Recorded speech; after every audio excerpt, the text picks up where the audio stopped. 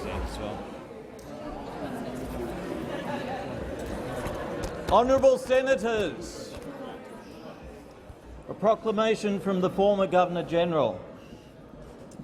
I, General the Honourable Sir Peter Cosgrove, aka MC retired, Governor-General of the Commonwealth of Australia, acting under Section 5 of the Constitution of the Commonwealth of Australia, appoint Tuesday, 2 July 2019 at 10:30 a.m. as the day and time for the Parliament to meet at Parliament House to hold a session of the Parliament, and summon all Senators and members of the House of Representatives to meet at that day, time and place.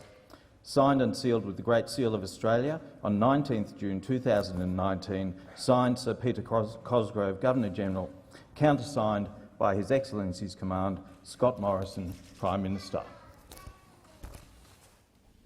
Honourable Senators, the Deputy of His Excellency, the Governor-General and the Honourable Justice Gageler approach the Senate.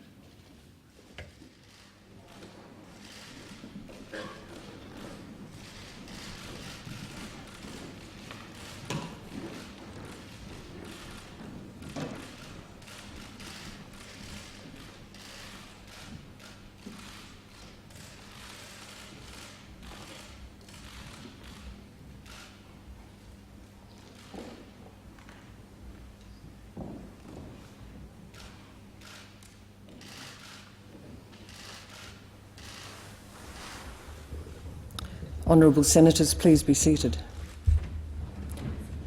Black Rod, please let the members of the House of Representatives know that I desire their attendance in the Senate.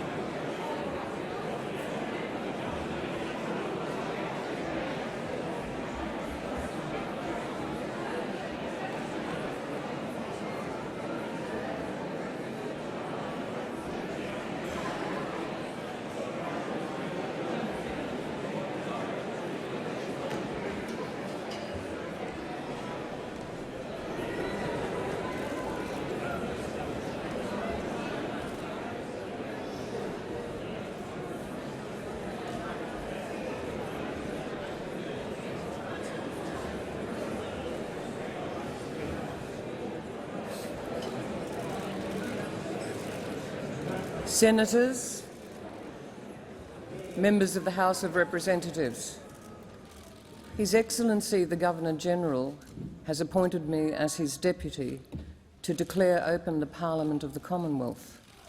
The Clerk of the Senate will now read the instrument of appointment.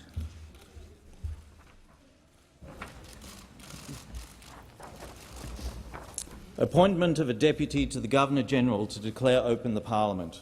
I, General the Honourable David Hurley, AC, DSC, retired, Governor-General of the Commonwealth of Australia, acting under Section 126 of the Constitution of the Commonwealth of Australia and Clause 4 of the Letters Patent dated 21 August 2008 relating to the office of Governor-General, appoint the Honourable Susan Mary Kiefel, AC, Chief Justice of the High Court of Australia, to be my deputy to declare open the Parliament of the Commonwealth at the time and place appointed by the proclamation published in the Commonwealth of Australia Gazette on the 21st of June 2019.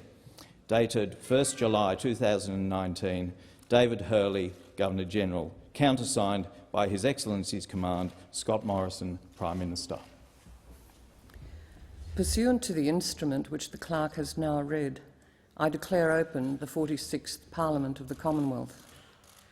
His Excellency the Governor-General has commanded me to let you know that, after Senators and members of the House of Representatives have been sworn, the Governor-General will declare in person at this place the cause of his calling the Parliament together.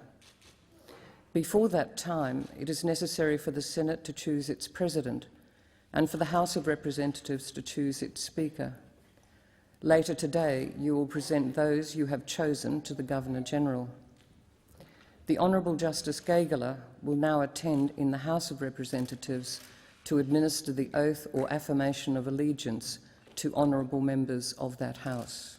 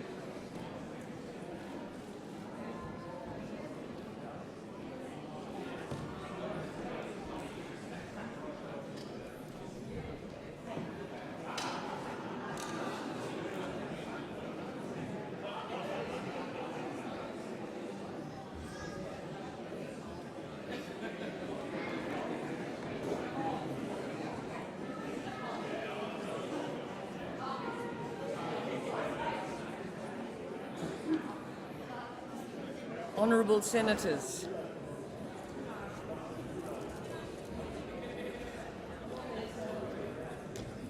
Honourable Senators,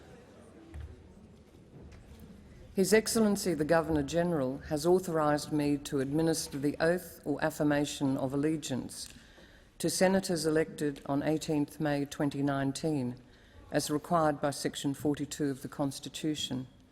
I called the clerk to read the commission.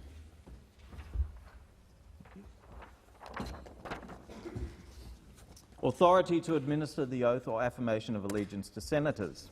I, General the Honourable David Hurley, AC, DSC retired, Governor-General of the Commonwealth of Australia, acting under Section 42 of the Constitution of the Commonwealth of Australia, authorise the Honourable Susan Mary Kiefel, AC, Chief Justice of the High Court of Australia, to administer the oath or affirmation of allegiance to senators, dated 1st July 2019, signed David Hurley, Governor-General, countersigned by His Excellency's Command, Scott Morrison, Prime Minister. I called the clerk to table the certificates of election.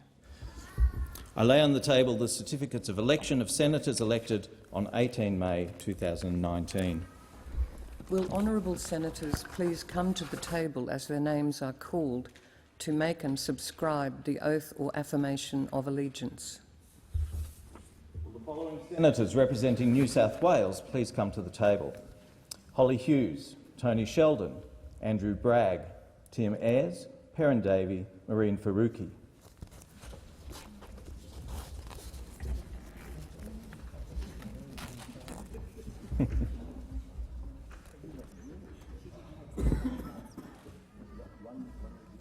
Will those senators making oaths please take the Bible in your right hand?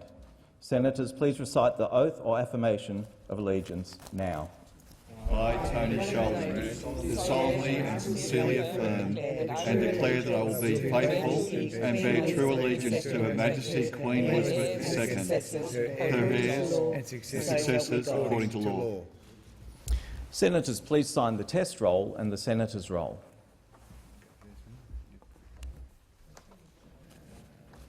Right name?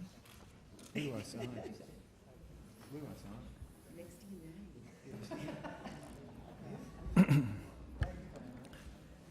Just like in the rehearsal.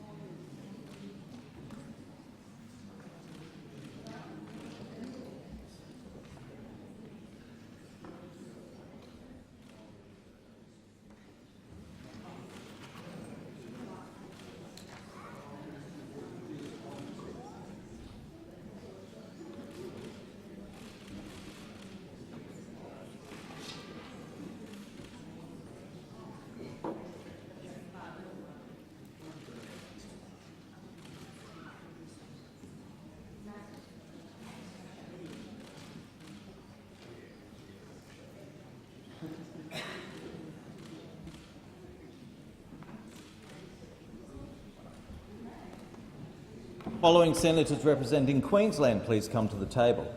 Paul Scarr, Nita Green, Susan McDonald, Malcolm Roberts, Gerard Rennick, Larissa Waters.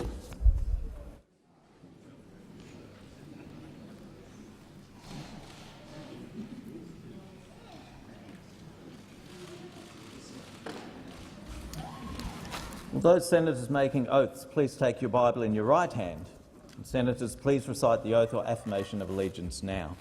I, Malcolm Roberts, do swear that I will be faithful and bear true allegiance to Her Majesty Queen Elizabeth II, her heirs and successors according to law, so help me God. Senators, please sign the test roll and the senator's roll.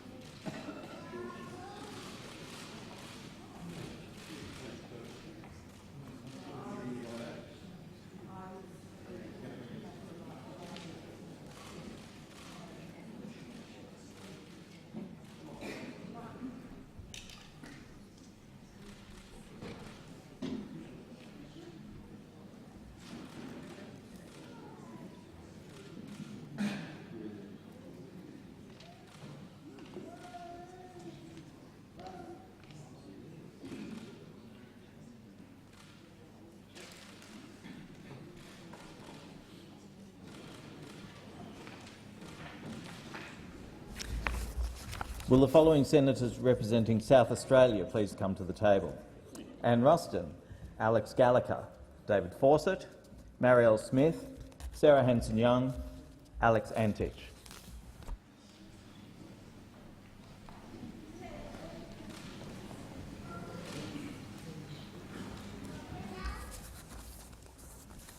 Will those senators making oaths please take your Bible in your right hand? Senators, please recite the oath or affirmation of allegiance now. I, Alex Gallagher, do swear that I will be faithful and bear true allegiance to Her Majesty Queen Elizabeth II, her heirs and successors according to law, so help me God. Sign the test roll and the senator's roll.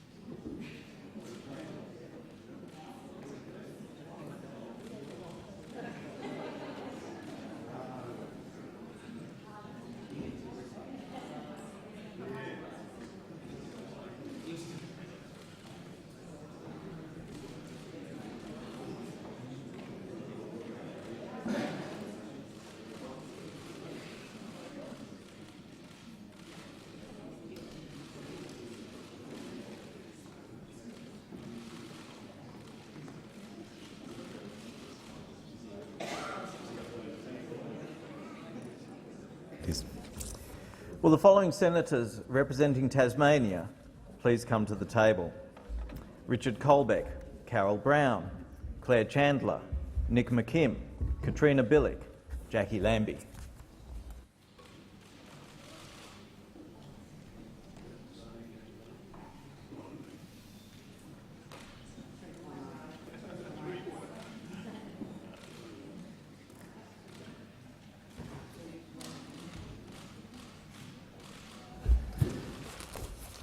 Will those senators making oaths please take your Bible in your right hand?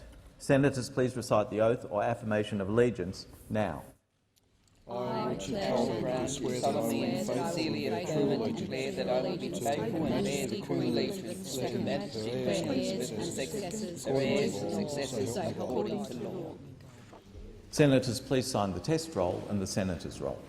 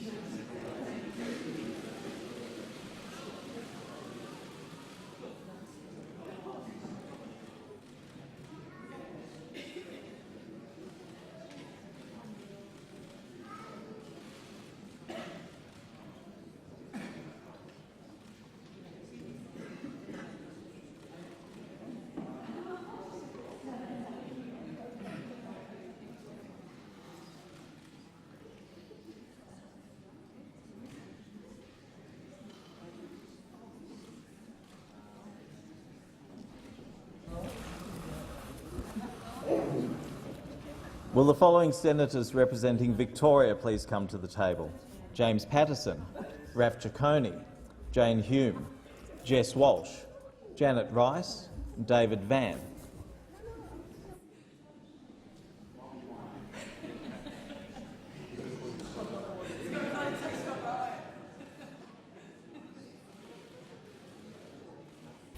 Will those senators making oaths please take your Bible in your right hand? And senators, please recite the oath or affirmation of allegiance now. Do swear that I will be faithful and bear true allegiance to Her Majesty Queen Elizabeth II, her heirs and successors, according to law, so help me God. Senators, please sign the test roll and the senator's roll.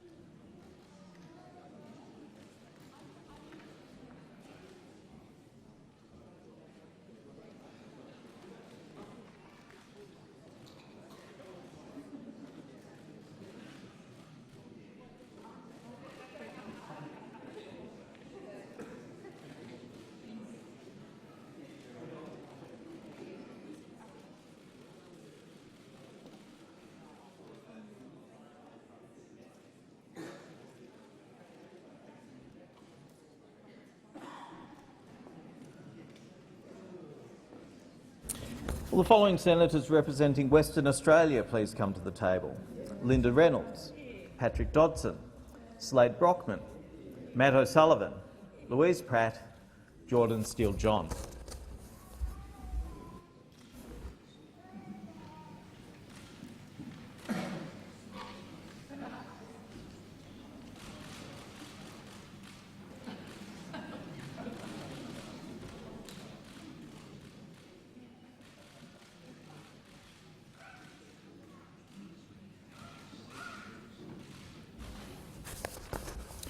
Will those senators making oaths please take your Bible in your right hand?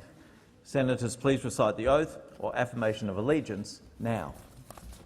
I, Linda Pratt, do swear that I will faithfully affirm and declare that I will be faithful and bear true allegiance to Her Majesty Queen Elizabeth II, her heirs and successors according to law. I, Jordan Steele-John, do solemnly and sincerely affirm and declare that I will bear faithful and true allegiance to Her Majesty Queen Elizabeth II, her heirs and successors according to the law. Senators, please sign the test roll and the senator's roll.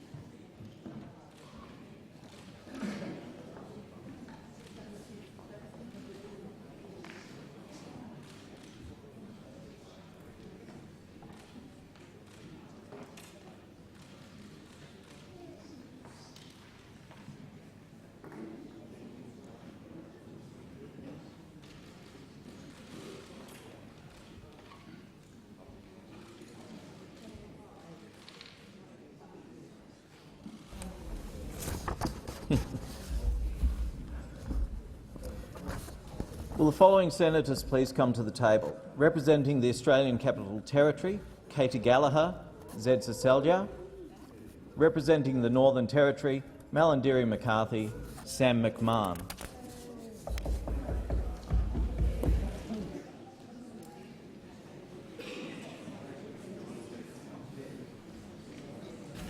Will those senators making oaths please take your Bible in your right hand? Senators, please recite the oath or affirmation of allegiance now. Do swear that I will be faithful and bear true allegiance to Her Majesty Queen Elizabeth II, her heirs and successors, according to law, so help me God.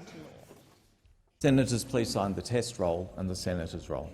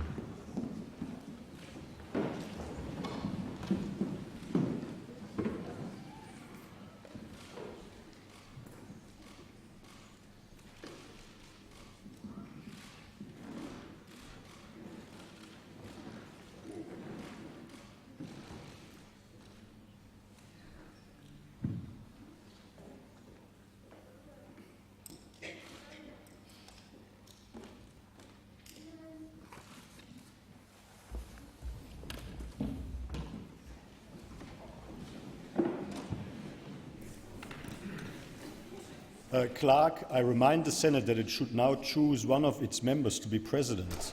I move that Senator Ryan take the chair of the Senate as president. Are there any further nominations? Senator Di Natale. Move that Senator Nick McKim from Tasmania be nominated as President of the Senate. Are there any further nominations, senators? There being two nominations, I invite the candidates to address the Senate. Senator Ryan. Thanks, Senator Cormann, and I submit myself to the will of the Senate. Senator McKim. Thank you very much. And as Senator Ryan has done, I submit myself to the will of the Senate. But in doing so, I want to make a couple of points. Firstly, I've accepted this nomination to draw attention to the stitch-up between the major parties that underpins so much of how this place operates. Make no mistake, and in fact the level of interjection here is exactly why we need a Green senator sitting in the President's chair, because this place is not a cosy club and it should not operate as a cosy club where the major parties get together and stitch up so much of how this place operates, just as they do in the other place and just as they've done historically in the Senate. Let me make a blindingly obvious observation. The government does not have a majority in the Senate. This Senate has not been given a mandate by the Australian people to pass the government's agenda unaltered. If that's what the people wanted, they would have put the government in a majority in this place. But they didn't. They've elected a balance of power Senate. And for too long, the major parties have used their collective majority in this place to determine how the Senate operates. And you only have to have a look at the other closed shops in this parliament, for example, the Joint Standing Committee on Intelligence and Security, how that's worked in this place, stitched up by the major parties, and now we've got the ABC being raided by the AFP. This cosy stitch-up between the major parties is not serving our country, and it is not serving the people of Australia. I've accepted the nomination for this role on behalf of the well over 1 million people who voted for the Australian Greens at this election, who voted to shake up politics, who voted for strong action on climate, who voted for strong action to address the extinction crisis facing this planet. And I say to the major parties, if you can't feel the ice cracking under you, if you can't feel the fragility of our institutions starting to crumble in this country, you are not paying close enough attention. The Australian Greens are here to shake up politics. We are here to shake up business as usual, and we are here to shake up the way this Senate operates. And I ask all senators, particularly my crossbench colleagues, for their support. As there are 2 nominees, a ballot will now be held. Before proceeding to ballot, the bells will be rung for 4 minutes.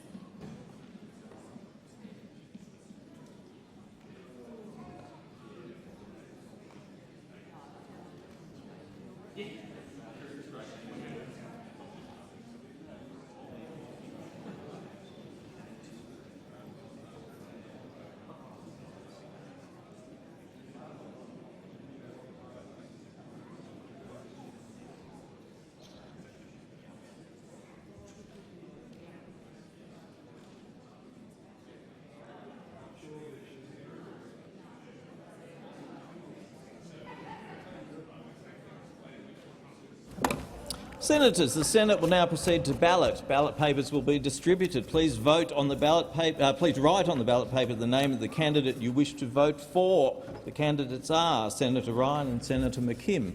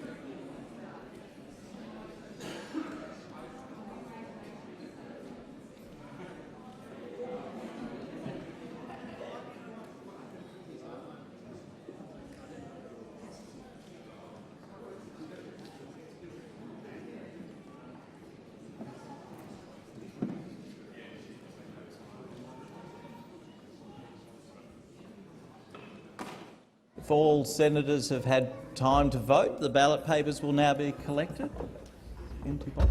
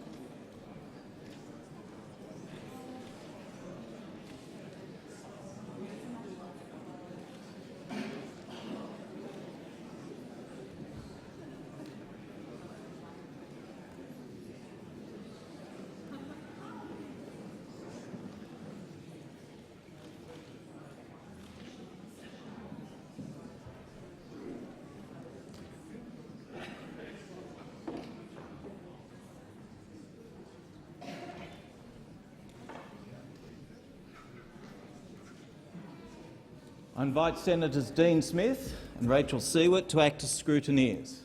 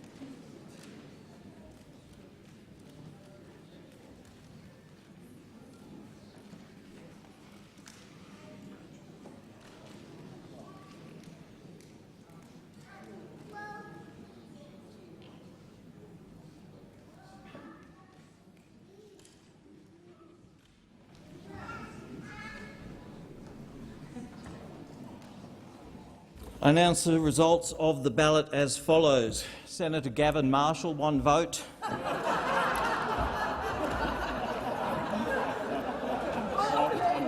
Senator Nick McKim. Senator Nick McKim, 10 votes. Senator the Honourable Scott Ryan, 62 votes. Senator the Honourable Scott Ryan is therefore elected President of the Senate in accordance with the standing orders.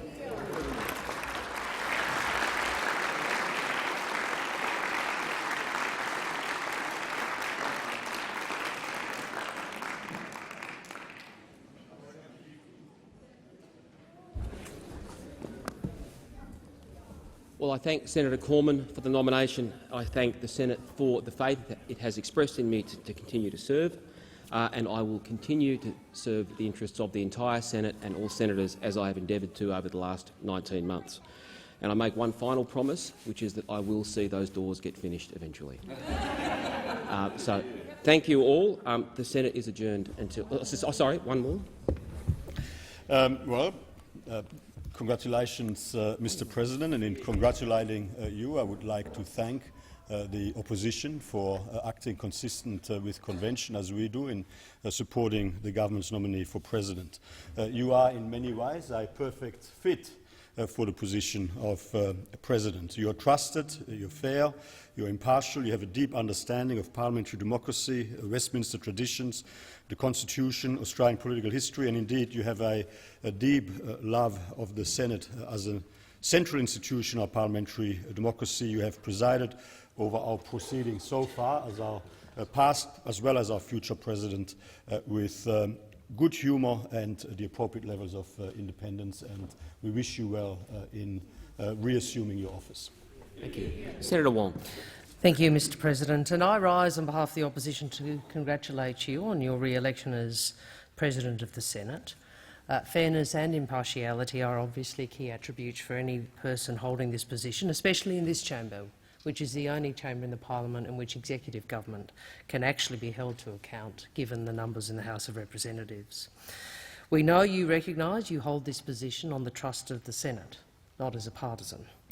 We also know that you have a deep respect for principles and conventions of our democracy, such as the separation of powers and the principle of ministerial accountability, principles which perhaps more in this parliament might recognise.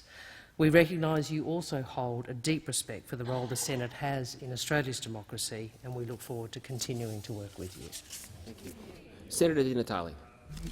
Mr. President, I rise on behalf of the Australian Greens to congratulate you on your appointment. It was a close-run thing, and we are clearly disappointed that our candidate, Senator McKim, wasn't elected. Clearly, the election of President is a gift of the Senate. It doesn't belong to either of the major parties. We think this is one of many conventions that don't serve the parliament well, and we do think that having someone from the crossbench would make this a much more lively and interesting chamber. Having said that, we are assured that you will continue to do your role assiduously, independently, and as one of the few people who has been booted out of this place by you, I hope that tradition will not continue through this parliament. Thank you. I thank senators for their kind words. The sitting of the Senate is suspended until the ringing of the bells.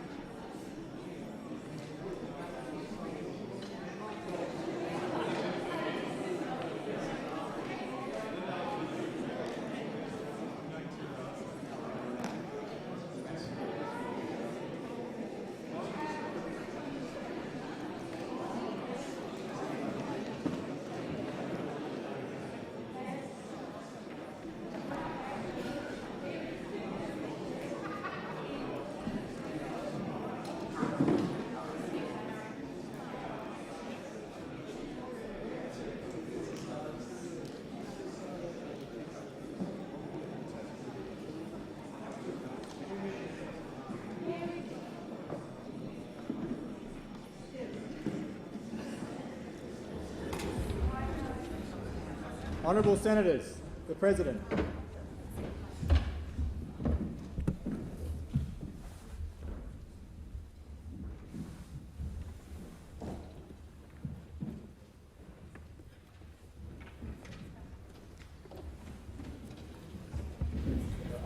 To inform honourable senators that the Governor-General will be pleased to receive the President and senators in the Members' Hall immediately. I invite honourable senators to accompany me to the Members' Hall, where I will present myself to His Excellency the Governor-General as your choice of the Senate to be President. The sitting of the Senate is suspended until the ringing of the bells at 2:55 p.m.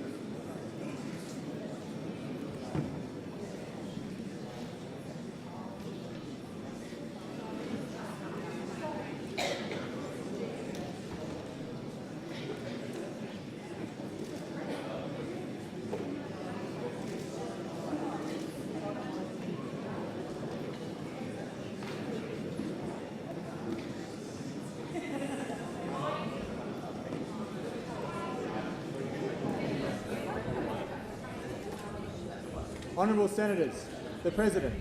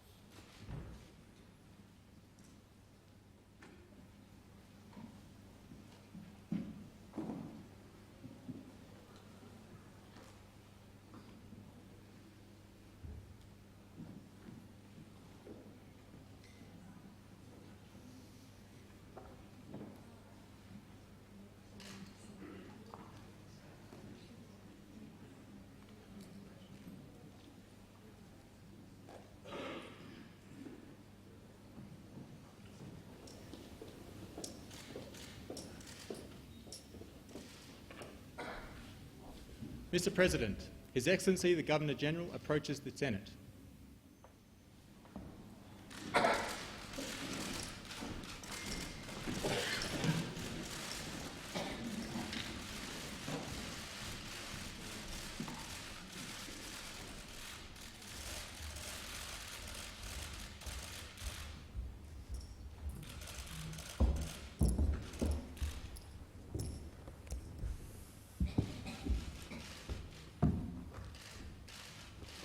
Honourable Senators, please be seated.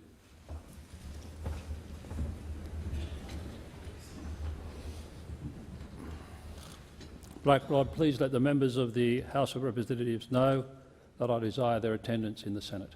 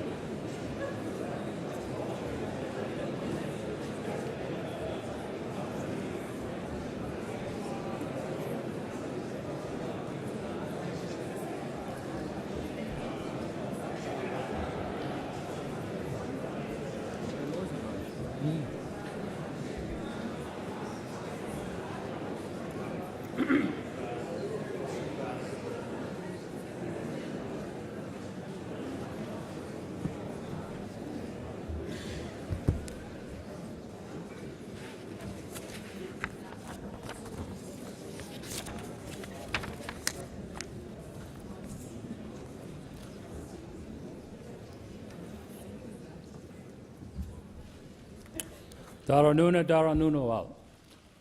I acknowledge the traditional owners of the land on which we meet, the Ngunnawal people, and pay my respects to their elders past and present, emerging leaders and all Aboriginal and Torres Strait Islanders gathered here today. Honourable Senators and members of the Parliament of Australia, once again we can be very proud of our democracy. We are a free people.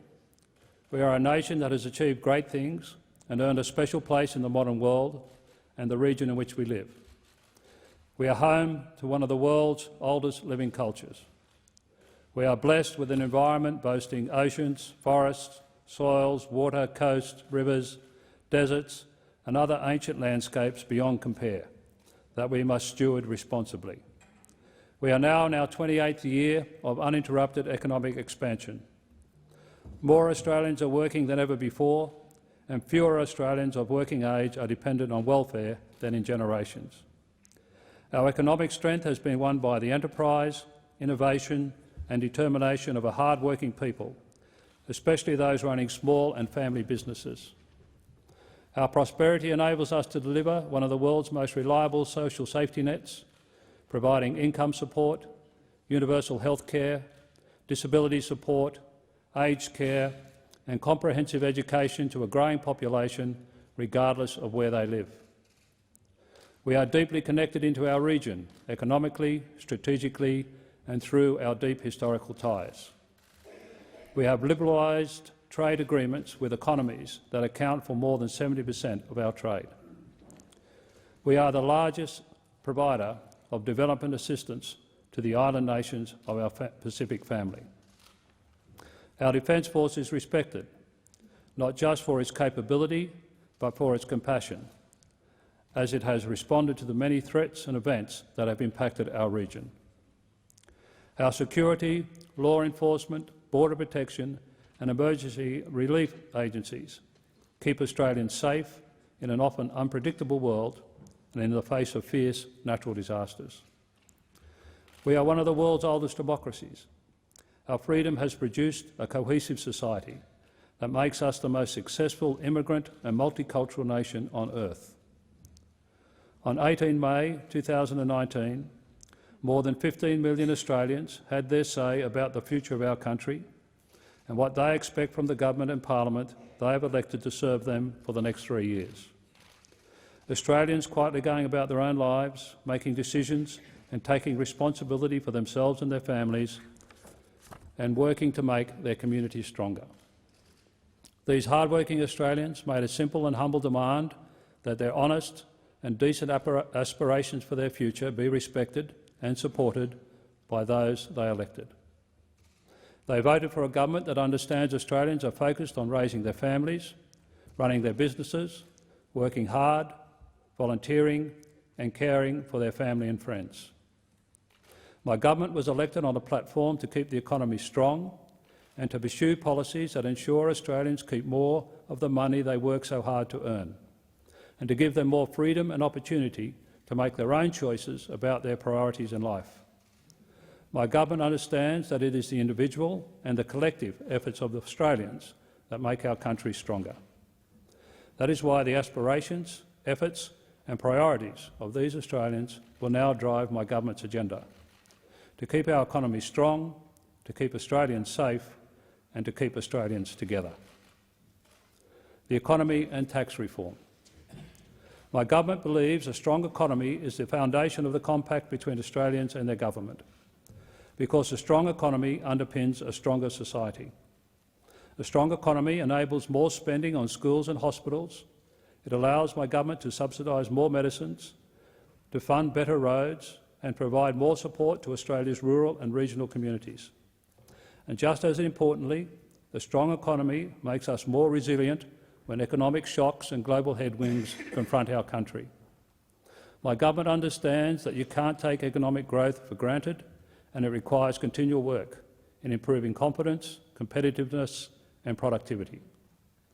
The government has clear goals that are based on its economic plan: to create 1.25 million jobs over the next 5 years, including jobs for 250,000 young Australians. These new jobs will build on the additional 1.4 million jobs created over the past 5.5 years. To pay down debt consistently and responsibly, and to eliminate net debt by 2030. To see another 250,000 small and family businesses open their doors during the next 5 years. And to see 10,000 more Australian companies exporting to the world by 2022, with these exporters benefiting from existing and new trade deals, which by the end of this term will cover around 90% of our trade. My government's plan for a strong economy begins with sound fiscal policy. This financial year, my government is returning the budget to surplus. This will be the first surplus in 12 years. The budget, brought down in April, sets out the government's plan to deliver surpluses over the forward estimates, with a $45 billion in surpluses over the next 4 years. Recognising the progress that has been made in repairing the budget, my government will put more power into the hands of Australians by letting people keep more of what they earn. That is why my government's first legislative priority will be to provide tax relief to hard-working Australians earning up to $126,000 a year. My government trusts Australians with their own money, and it wants them to have more of it.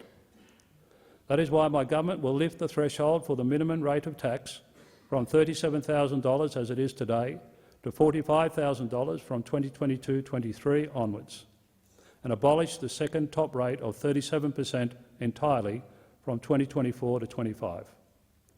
The middle tax rate of 32.5% will also be reduced to 30%.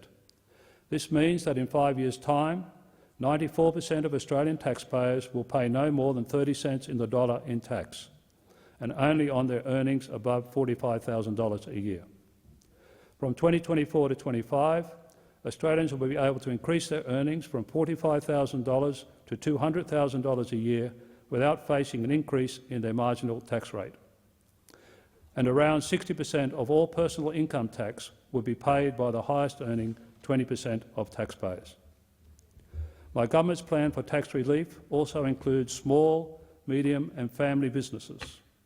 By 2021-22, the small business tax rate will be just 25%.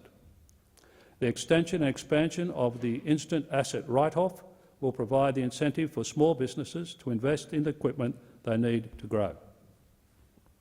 My government is creating a tax system that is fairer, and one that provides more incentives for Australians to work hard and get ahead, one that enables Australians to exercise more control over how their own money is spent. Regulatory reform and industrial relations. While Australia is on track to achieve 28 years of economic growth, a modern economic wonder, there are economic headwinds. Protectionist sentiment and trade conflicts abroad, drought and flood, and a necessary moderation of the housing market at home. An essential driver of growth is cooperative, productive and competent businesses, of which investment is an essential outcome. To strengthen investment, my government will undertake renewed regulatory reform. It will partner with businesses in identifying the barriers, blockages and bottlenecks to investment. Confidence to invest relies on productive and harmonious workplaces. This means tackling lawlessness in workplaces whenever and wherever it may occur. My government will introduce legislation to deal with registered organisations and individuals who break the law. It will prohibit officials who are not fit and proper persons from holding office and stop the misuse of worker entitlement funds. As well, the Minister for Industrial Relations is reviewing the impediments to shared workplace gains for employers and employees. This work will be evidence-based. It will protect the rights and entitlements of workers and identify a way forward that will benefit our economy and, most importantly, the workers who rely on it. Jobs. With a stronger economy, my government will deliver on its plan to get Australians into more and better paid jobs. An essential part of this plan is ensuring our workplaces have the skills they need. This means strengthening our vocational education and training system. My government will address and build on the findings of the Joyce Review by setting up a National Skills Commission and a new National Careers Institute, which will give people the information they need to make the best decisions about their future careers. My government will support its job creation efforts with a $585 million commitment to improving skills and training, including creating 80,000 new apprenticeships and establishing 10 new industry training hubs in key locations of high youth unemployment in regional Australia. My government will double the apprentice wage subsidy trial to assist 3,200 young Australians in regional and rural areas secure the job and qualifications they need to pursue a rewarding career. Australians who wish to return to the workforce will also be supported by a new government program, the Mid-Career Checkpoint. This initiative will support up to 40,000 Australians, particularly women, to return to the workforce, usually after taking time out to care for children and older members of their family. Home ownership. More jobs, more money in the pockets of working Australians, together with new support from my government, will enable more Australians to realise the dream of owning their own home. Australians work hard to get a foot on the housing market ladder. A home allows individuals, couples and families to create their own economic security. My government believes in home ownership and seeing more Australians in their own homes. My government will use the dividends of a strong economy to make it easier for more Australians to buy their first home. It will introduce the First Home Loan Deposit Scheme to help people who want to buy their home to access finance without having to save a 20% deposit so they can get into the market more quickly. From the 1st of January 2020, first home buyers who have already saved at least 5% of their deposit and who earn up to $125,000 for a single person or $200,000 for couples will be able to get better and earlier access to mortgage finance. My government is also addressing housing affordability by investing $1 billion in local infrastructure to unlock new housing supply, releasing more suitable Commonwealth land for housing development, reducing barriers for older Australians to downsize from their family homes, and enforcing rules on foreign investment in established residential real estate. Infrastructure. Building new, strong communities requires a commitment to new infrastructure. To building the roads, rail links and airports, we need to bust congestion and make everyday life easier for all Australians. The new Western Sydney Nancy Bird Walton International Airport, along with the transport links to support its operation, are being built. The airport will be a job-producing hub for Western Sydney. My government is supporting major infrastructure projects around the country. The Melbourne Airport Rail Link and East-West Link to get that great city moving. Fast rail between Geelong and Melbourne to open up new opportunities for businesses and families throughout that busy corridor. Upgrading the Tonkin Highway in Perth, fixing the Bruce Highway in Queensland, improving the Bunteen Highway in Northern Territory, building a new Bridgewater Bridge in Tasmania, and completing the North-South Corridor in South Australia, as well as targeting funding to ease the worst pressure points for traffic congestion in cities and regional centres right across the nation. My government has committed $100 billion to these projects to make life easier for mums and dads in the suburbs and businesses with freight that requires transport. Our efforts also include digital infrastructure, and by 2020 the rollout of the national broadband network will be complete. My government will further address the issue of congestion in our cities by enacting policies to better match migration to Australia's needs. This will ease the pressure on big cities while supporting the growth of smaller cities and regions. It will reduce the migration cap by 15% and provide incentive for more new migrants to settle outside the big cities where there are jobs and services. The Commonwealth will also work more closely with state and territory governments to match infrastructure with local population needs. And these efforts will be supported by our nationwide infrastructure program. Health. My government's commitment to a strong economy will enable it to invest in the services all Australians rely on for happier, healthier and more prosperous lives. Services like public hospitals that provide the critical care we all rely on. My government will invest an extra $31 billion in public hospitals over the next 5 years, providing funding for more emergency department visits, outpatient services, needed scans and surgeries, and treatments of life-threatening illnesses and diseases. My government will also invest $308 million to reduce the cost of life-changing medicines for Australians, especially those with chronic health conditions which require multiple medications. From the 1st of January 2020, the threshold to receive free or discounted medicines will be lowered by 12 prescriptions for pensioners and concession card holders and by 2 for non-concession card holders. These investments in the health of all Australians are the dividend of good economic management.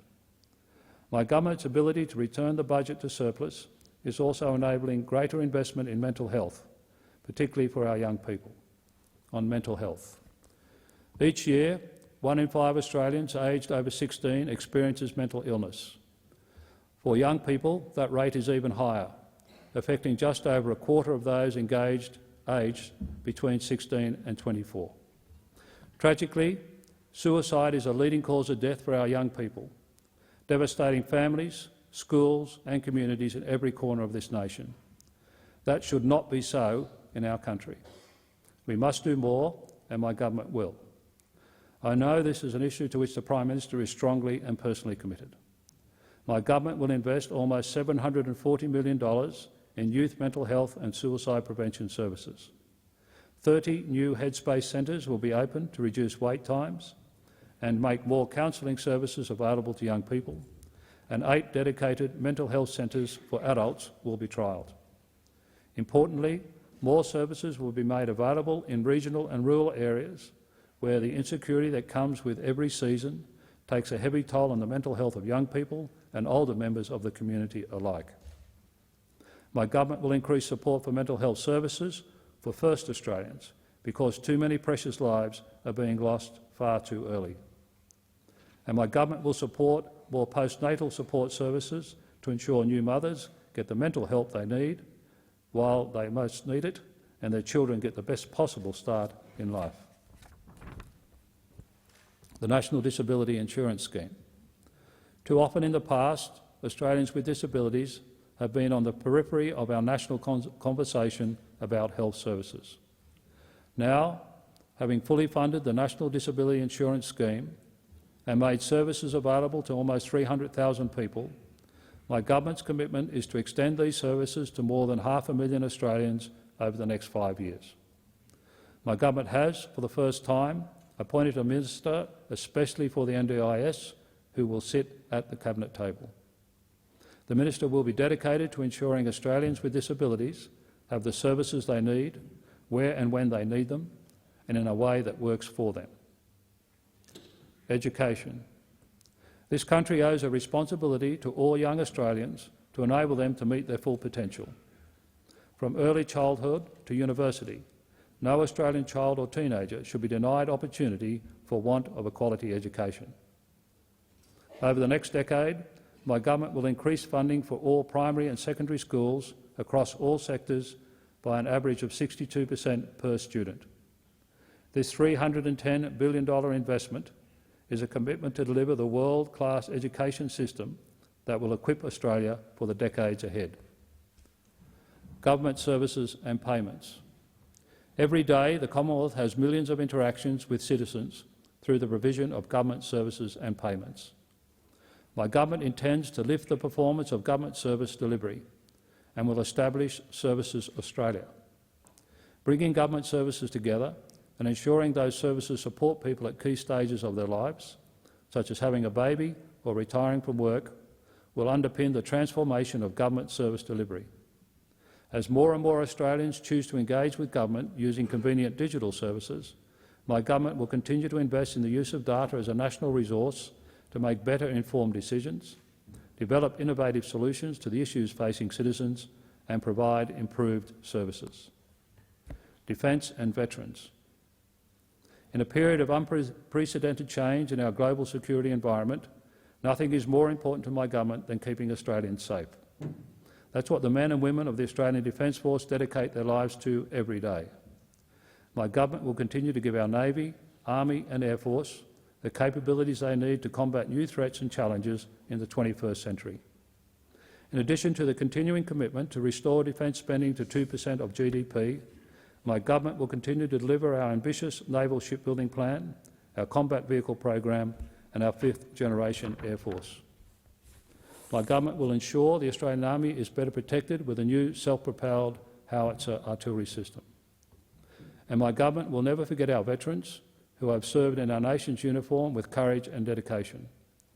We will keep our promise to our returned servicemen and women, including those who have been involved in the more recent chapters of our military history. If we ask men and women to risk all for our country, then it behoves our nation to do everything we can for them. Our efforts supporting veterans and their families will focus on improving veterans' care and support, helping veterans find jobs after their service in uniform is complete, and recognising and respecting the service and sacrifice of veterans and their families. My government will continue to ensure that veterans and their families are cared for and supported through record investments in mental health care and counselling, which will remain uncapped and demand-driven. But there is always more that we can do to ensure that we are consistently meeting the expectations of our veterans and the wider community, particularly as we fight the scourge of veteran suicide. My government will continue to work with veterans and the ex-service community to ensure that no veteran ever believes that taking their own life is the only way forward. We'll invest in 6 new veterans' wellbeing hubs around the country to ensure those who've served have the health and employment services they need when they return home or return to civilian life. Security. The fight to keep us safe doesn't only occur on the battlefield. My government will provide the nation's security and intelligence agencies with the resources and the legal framework they need to protect us all from terrorism and foreign interference. These agencies have already thwarted 15 major terrorist attacks, and we thank them for their ongoing commitment to the safety of all Australians, both at home and abroad.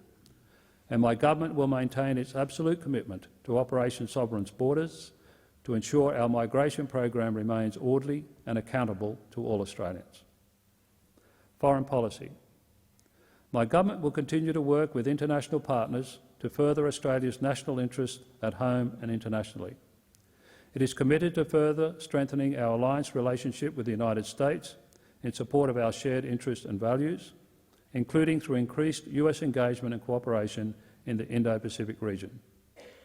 It will seek to create opportunities to expand and deepen Australia's valued relationship with China, a comprehensive strategic partnership founded on mutual respect and mutual benefit.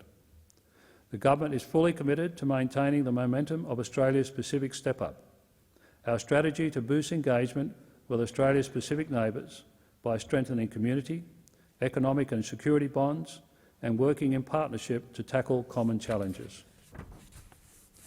We will intensify efforts to ensure the Indo-Pacific region remains free, open and inclusive, including through deepening engagement and closer cooperation with ASEAN and Australia's partners in Southeast and South Asia.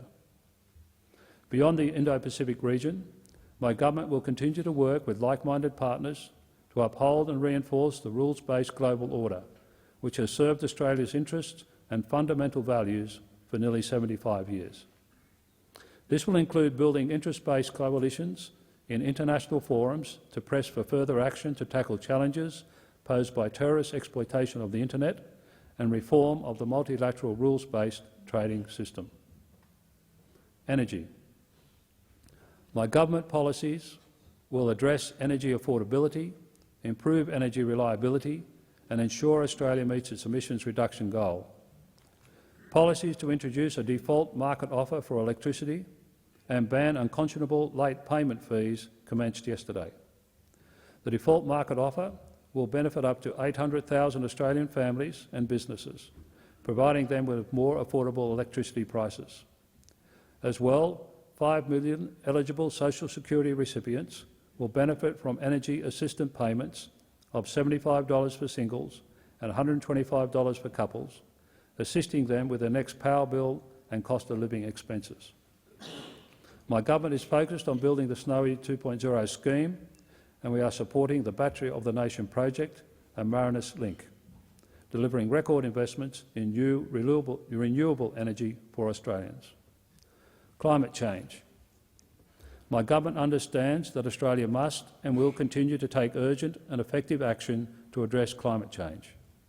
We will undertake this action as part of a coordinated global effort. We will continue to set and meet responsible and achievable carbon emissions reduction targets and encourage other nations to do likewise. Australia is on track to meet our emissions targets under the Kyoto Protocol, and we will exceed our target by 367 million tonnes. Australia will meet our 2030 targets under the government's Climate Solutions Plan. Environment. Caring for our environment and conserving it for the future is an integral part of meeting our intergenerational obligation to future Australians.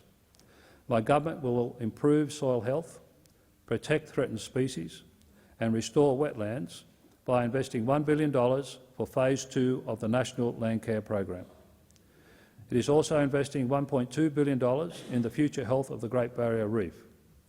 These efforts include improving water quality, combating crown-of-thorns starfish and undertaking vital research. My government is determined to reduce waste and increase recycling. We will work closely with industry on achieving needed change. This includes supporting a phase-out of microbeads from personal care and cosmetic products, and working with the packaging industry to ensure 100% of Australian packaging is recyclable, compostable or reusable by 2025.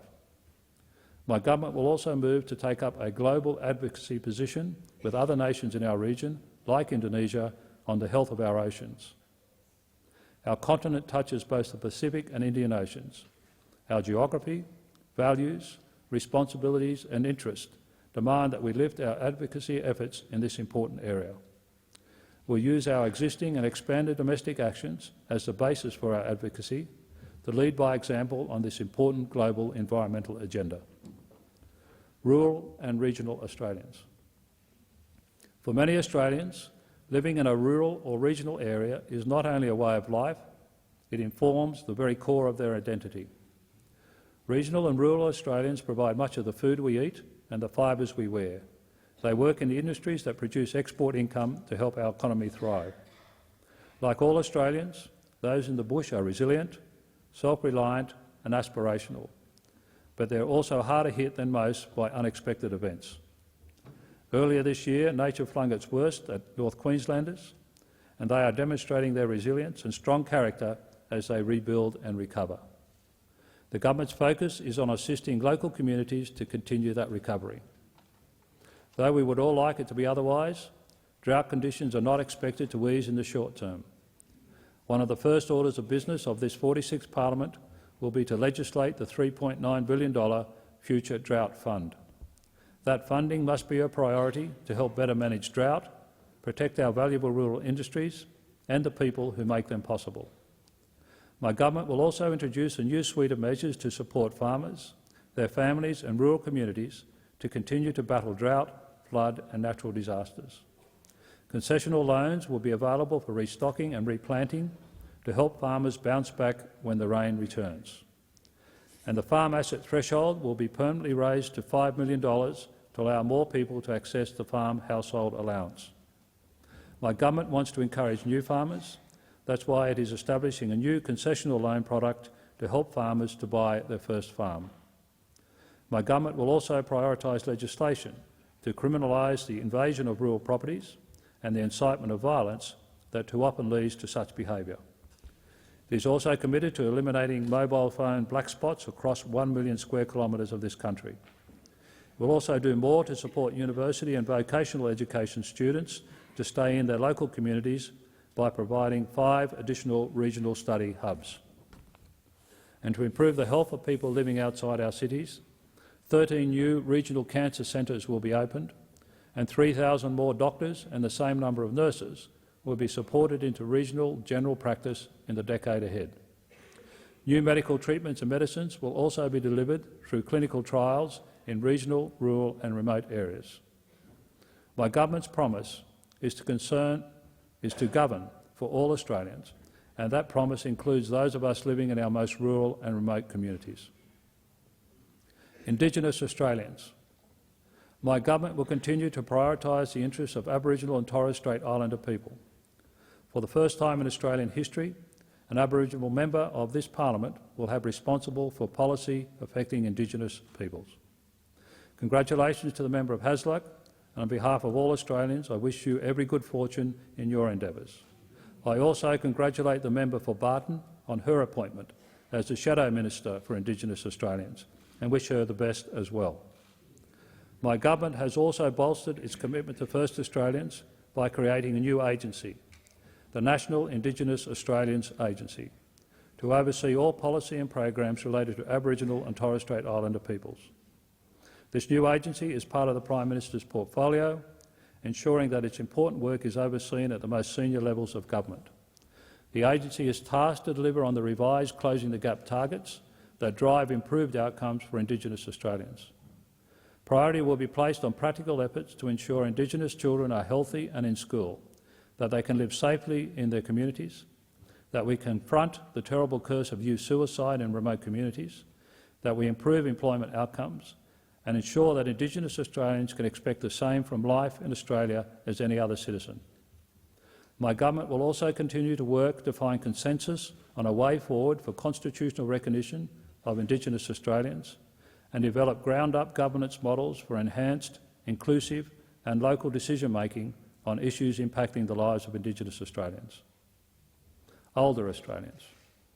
My government will continue to prioritise better support for the people who made this country what it is today, older Australians. It will establish a new aged care workforce research centre to find new ways to deliver care for older Australians and appropriate training for aged care providers, as well as ensuring the aged care workforce grows to meet increasing demand.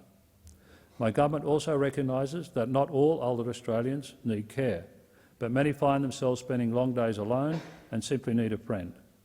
With that in mind, it will invest $10 million in a program to keep senior Australians connected to their communities and to one another. Loneliness is a terrible thing, never more so than toward the end of a full and well-lived life.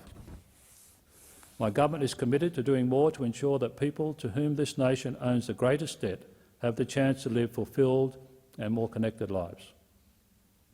Through the Royal Commission into Aged Care, as well as the Royal Commission into Violence, Abuse, Neglect and Exploitation of People with Disability, Australians will have a clearer idea about the quality of services and the care that needs to be provided to some of our most vulnerable citizens. Ending violence against women. Combating violence against women and children remains an important priority as part of my government's plan to keep Australians safe. The Commonwealth will make a $328 million investment into prevention and frontline services as part of the 4th Action Plan to reduce violence against women and their children. Tackling the scourge of domestic violence is a community responsibility, and my government will continue to work with the states, territories and non-government sector to deliver lasting change to prevent and reduce family, domestic and sexual violence. Online crime and safety. The way we live our lives is constantly changing. Social media and online platforms are a bigger part of our lives than ever. They also bring with them new challenges and new dangers. My government will crack down on social media providers, online predators and trolls to better protect children and the broader community. These measures will build on the world-leading protections Australia already has in place. The rules that apply in the real world must also apply to our life online. A new Online Safety Act will be developed to ensure our regulation keeps pace with technological change. Penalties for online harassment will be increased and a new aggravated offences introduced for the worst categories of online crimes. New offences will be introduced for providing electronic services to facilitate dealing with child abuse material and for grooming activity. And my government will reintroduce legislation to impose mandatory minimum sentences for child sex offences. My government will also invest $156 million in protecting all Australians from cyber attacks that harm individuals, businesses and our national security. The Cyber Resilience and Workforce Package will ensure we create the cyber workforce we need for the future, counter the capability of foreign cyber criminals and expand assistance to the community to fight against malicious online criminals. In conclusion, the opening of a new parliament marks a new chapter in our country's history. It marks an opportunity for our nation's elected members and senators to come together to tackle important new issues and to view existing challenges with fresh eyes. Democracy is a robust undertaking, and disagreement is a fundamental part of that contest of ideas. As the Prime Minister has often noted, the challenge of modern democracies is not to disagree less, but to disagree better. That is best achieved when members and senators focus on the lives, welfare and opportunities of the people of Australia. It is their welfare and their security which is the unifying force of this great institution. I wish you well as you proceed in your service of our good and decent country. And with these words, it is my duty and my very great pleasure to declare the 46th Parliament of the Commonwealth of Australia open. Thank you.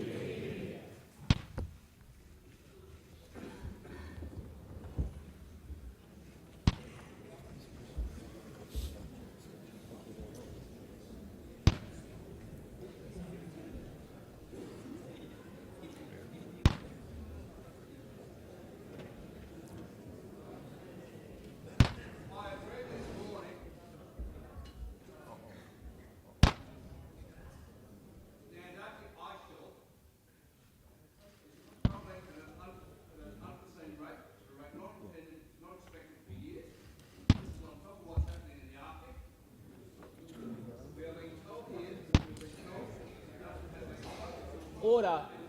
Please, excuse me, sir. Please resume your seat. This is not an appropriate time to intervene in the proceedings. If you don't resume your seat, I'll ask the attendants to remove you from the chamber. Attendants.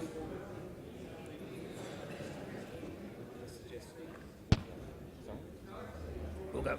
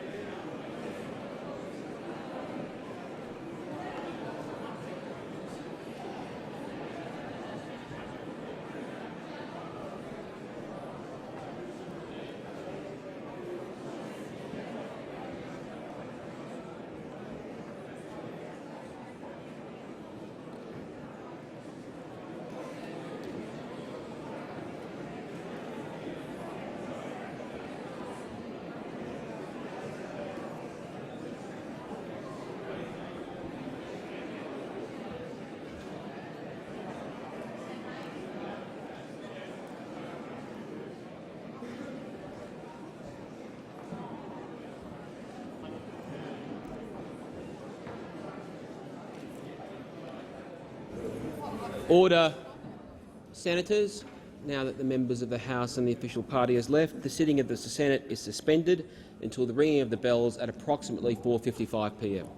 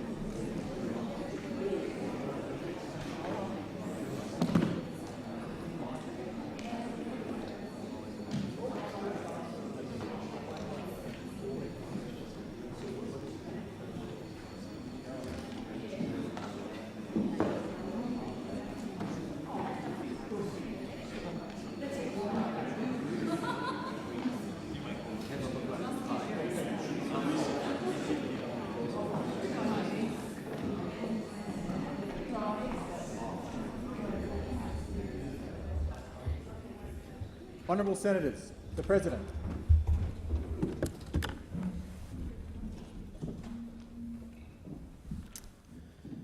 Almighty God, we humbly beseech Thee to vouchsafe Thy special blessing upon this Parliament, and that Thou wouldst be pleased to direct and prosper the work of Thy servants to the advancement of Thy glory and to the true welfare of the people of Australia. Our Father, who art in heaven, hallowed be Thy name. Thy kingdom come, Thy will be done, on earth as it is in heaven. Give us this day our daily bread, and forgive us our trespasses, as we forgive those who trespass against us. And lead us not into temptation, but deliver us from evil. For Thine is the kingdom, and the power, and the glory, for ever and ever. Amen. I acknowledge the Ngunnawal and Ngambri peoples, who are the traditional custodians of the Canberra area, and pay respect to the elders, past and present, of all Australia's Indigenous peoples. I call the...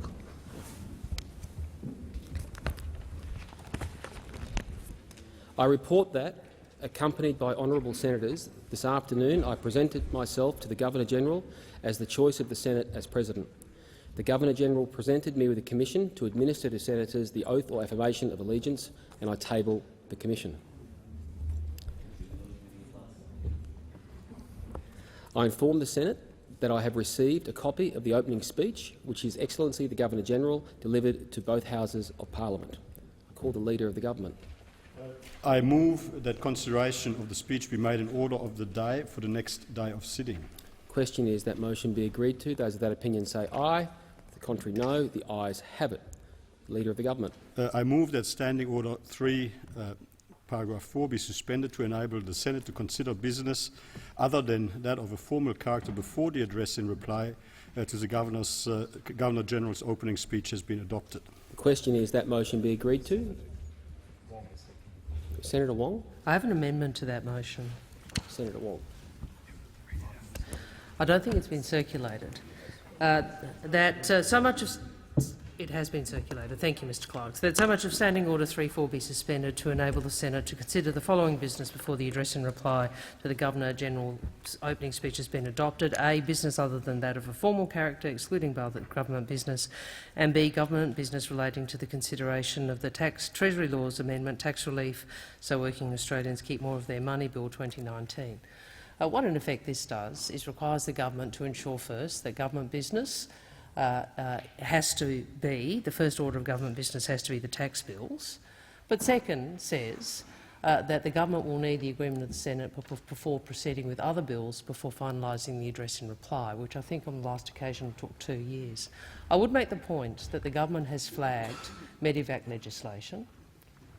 This would, and here, this motion would ensure that the Senate would have to give the government permission to bring in that legislation before it is debated and voted upon. I would also make the point, and this is something the Labor Party is concerned about, that the government today flagged by the Governor-General's speech industrial relations legal changes, which I do not recall them campaigning on in the election, for which they have no mandate, and we do not intend to give the government a leave pass in bringing that legislation forward. Senator Cormann. Thank you very much, Mr President. Firstly, this is obviously a motion seeking to determine the government's business on the agenda.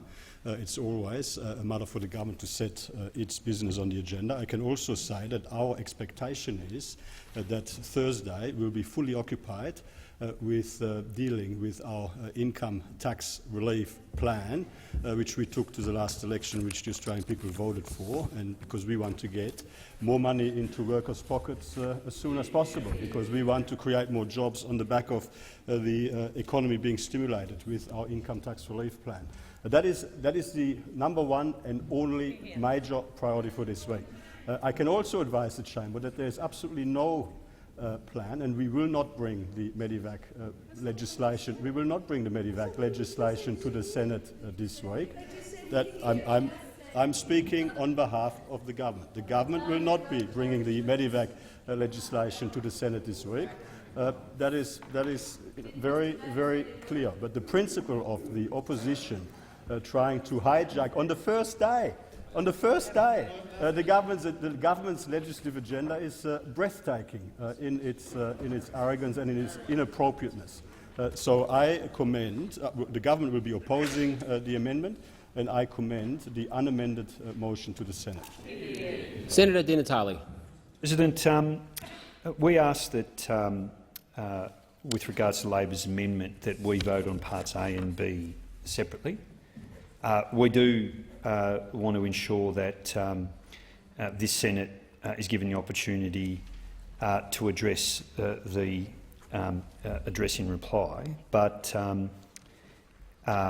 we do have concerns that these tax measures are going to be rushed through this parliament on Thursday.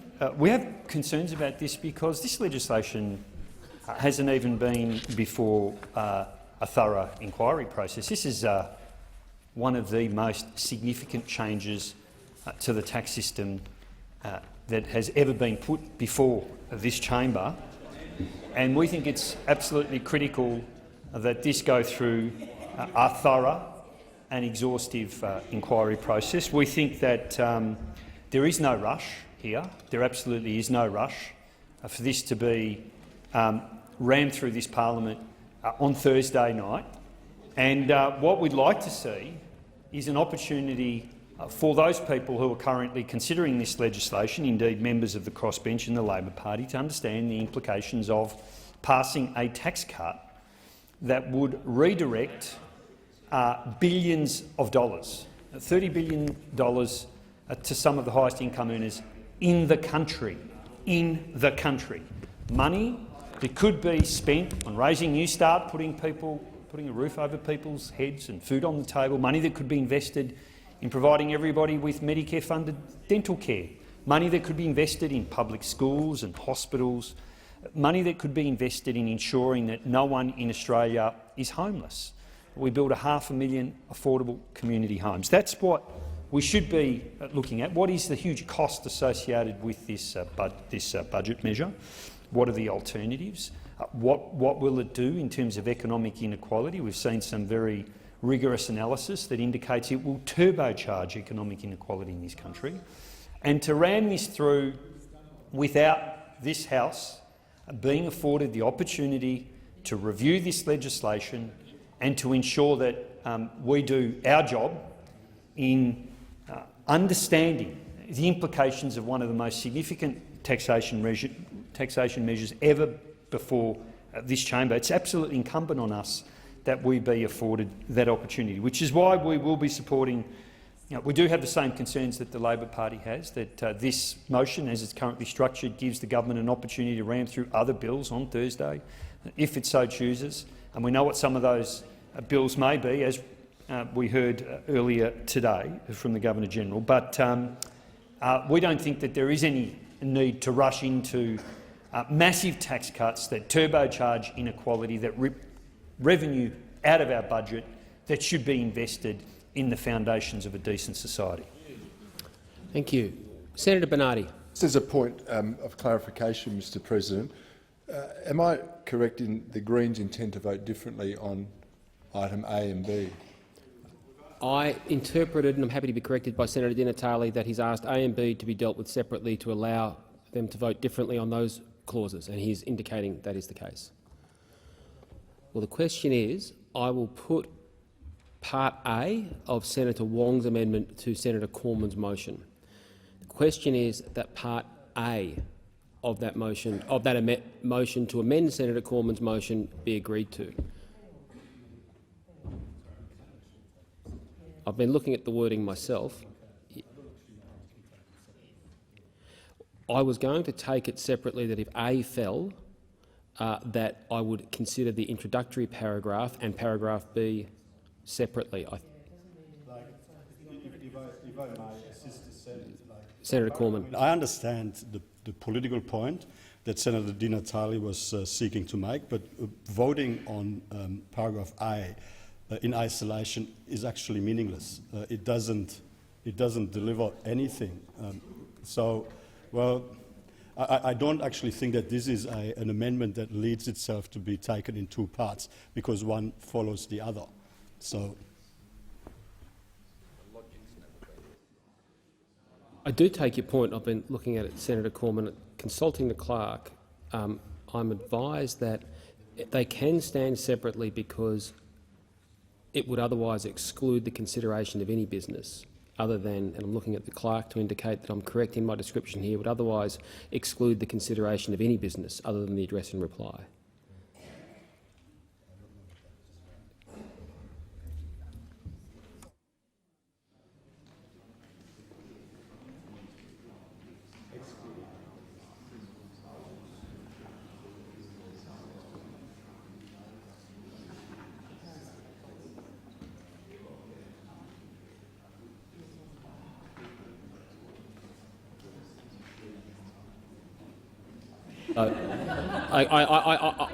I thank the Senate for its patience. I'll provide the advice that the clerk just said. Maybe we're all a bit rusty. So, if Senator Di Natale's wish indication was carried by the Senate, and paragraph A was carried but not paragraph B, that would preclude the consideration of the tax bills. Senator Cormann. So what I would just very helpfully indicate to the Senate is I would encourage senators to look at the notice paper. We have lodged a notice of motion today in order to ensure that the Senate can deal with our income tax relief plan on Thursday, and our intention is to provide the entire day, as much time as is required, to debate our income tax relief plan, the Treasury Laws Amendment tax relief, so working Australians keep more of their money bill 2019 on Thursday. In fact, we are prepared for the Senate to sit until all stages of that bill have been dealt with, including any messages from the House of Representatives if and as required. So the easiest way to bring on debate of the income tax relief plan and the income tax relief plan only is by voting for the government's motion on Thursday morning. So I understand there is some complexity, but also this amendment I don't view as out of order, even though, and the Senate can express its will as to its appropriateness by voting accordingly. So the first paragraph matter I will put to the vote is that the introductory clause and paragraph A of Senator Wong's amendment to Senator Cormann's motion be agreed to. Those of that opinion say aye. Aye. The contrary, no. No. The noes have it. Division required. Ring the bells.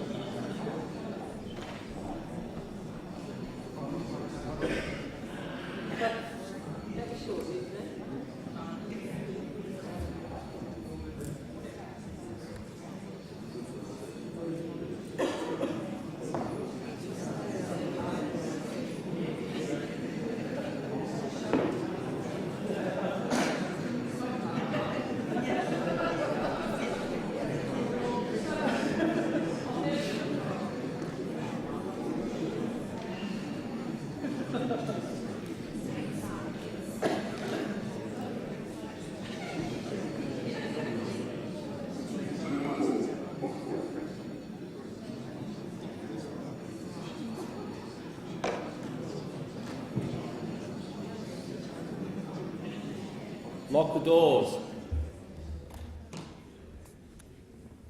The question is that covering clause in paragraph A of Senator Wong's amendment to Senator Cormann's motion be agreed to. The ayes will pass to the right of the chair, the noes to the left of the chair.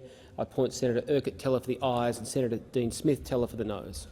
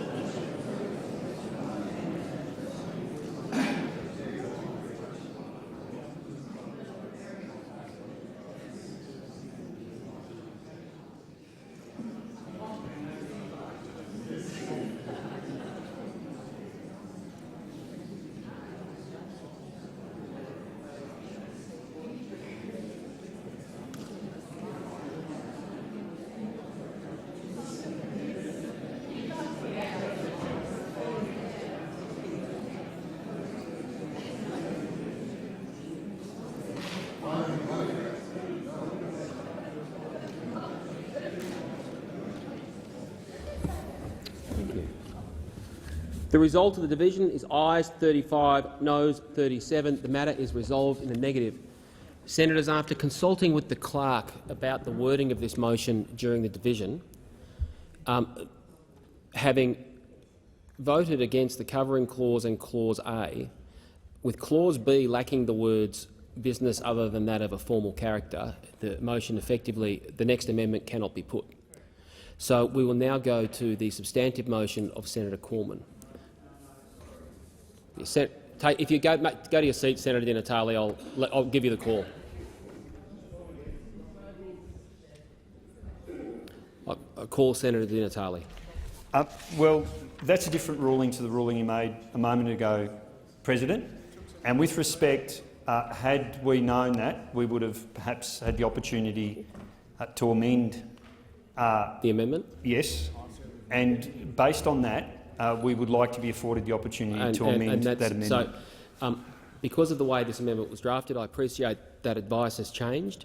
The key clause, for your information, in clause A that needs to be addressed separately is the part in paragraphs in brackets excluding government business. So,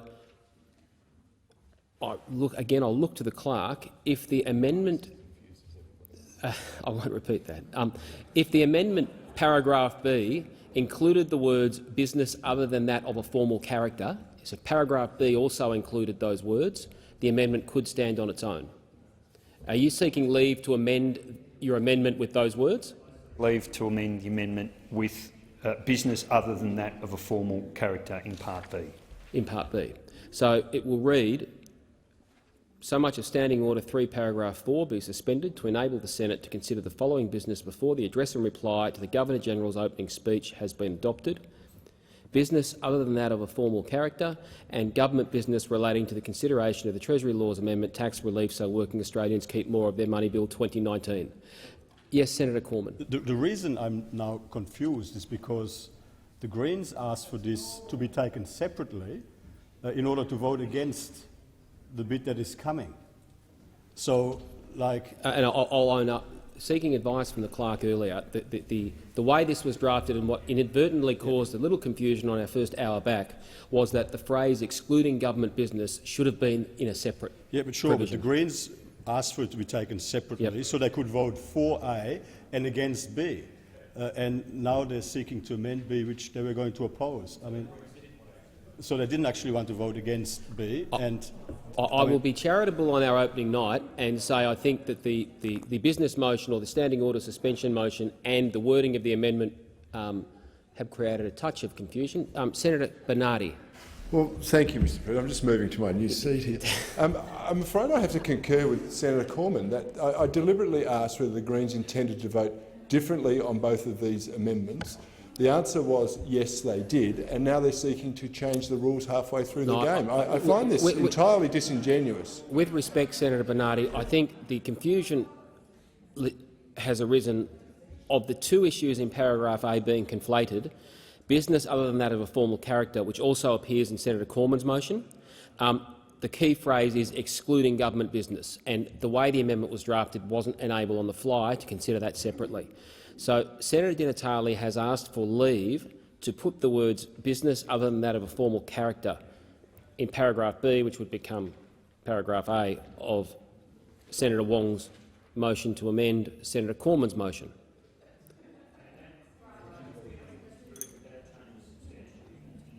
It does change the operation. Senator Di Natale is quite. It does change the operation of the motion. Senator Di Natale, you have the call. Sorry, my fault. Obviously, we would have that changes the changes to Part B that you've suggested there change the intent of what we were trying to do with regards to separating A and B. And given that we haven't had the opportunity to restructure the entire motion in a way that would allow us to do it, consistent with our intention not to bring forward Treasury Laws Amendment on Thursday, it seems to us that at the moment, given that Part A has gone down, and obviously we would have done this before voting on Part A, the only option available to us is to vote down the substantive motion that is being put forward by Senator Cormann.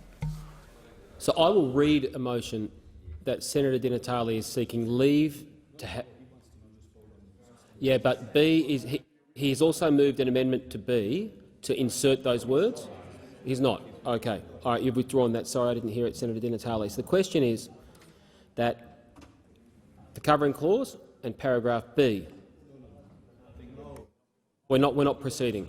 Yeah. So we're now going to Senator Wong's amendment. No? Someone by leave withdraw the remainder of the amendment.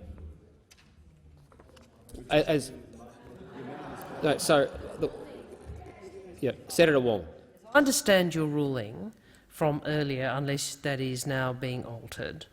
Your ruling was, as a consequence of what I might call the chapeau and paragraph A being voted against, you then indicated that paragraph B was no longer operative, in which case there is no further amendment to be put. We then move to the substantive motion, moved by Senator Cormann, and I understand Senator Di Natale has reserved the Greens' positions to vote against the substantive, which has in effect the same political position. Am I right?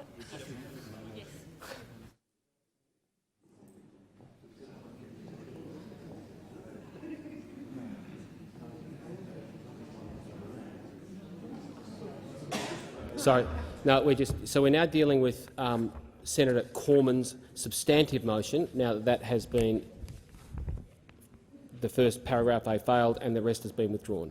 So the question is that Senator Cormann's motion be agreed to. Those of that opinion say aye. Contrary, no. The ayes have it. The ayes have it.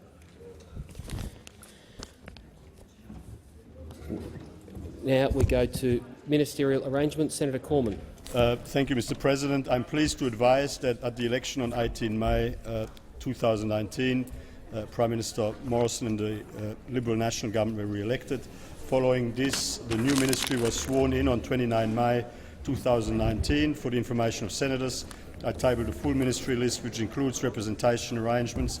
I advise the Senate that I've been reappointed as the Leader of the Government in the Senate, and Senator Birmingham has been reappointed as the Deputy Leader of the Government in the Senate. Senator Ruston has been appointed as the Manager of Government Business in the Senate, and Senator Duniam has been appointed as the Deputy Manager of Government Business in the Senate.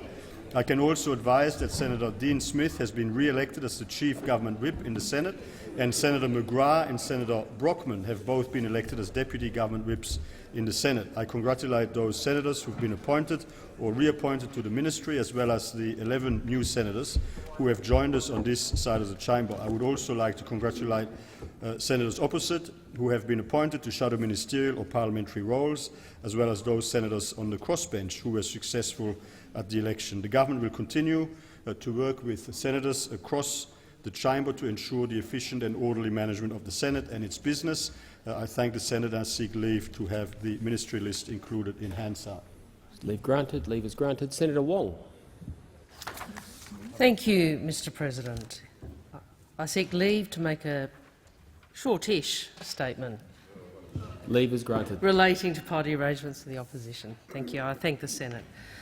Well, first two arrangements, I advise the Senate that subsequent to the election, the caucus of the Federal Parliamentary Labor Party has re-elected me to serve as Leader of the Opposition in the Senate, and has also elected Senator Christina Keneally as Deputy Leader of the Opposition in the Senate.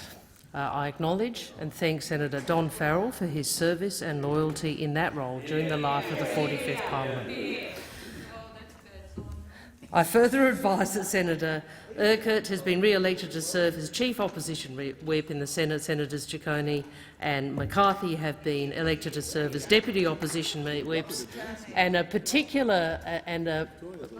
an announcement that I'm particularly pleased about. Senator Katie Gallagher is back and has agreed to serve as Manager of Opposition Business in the Senate.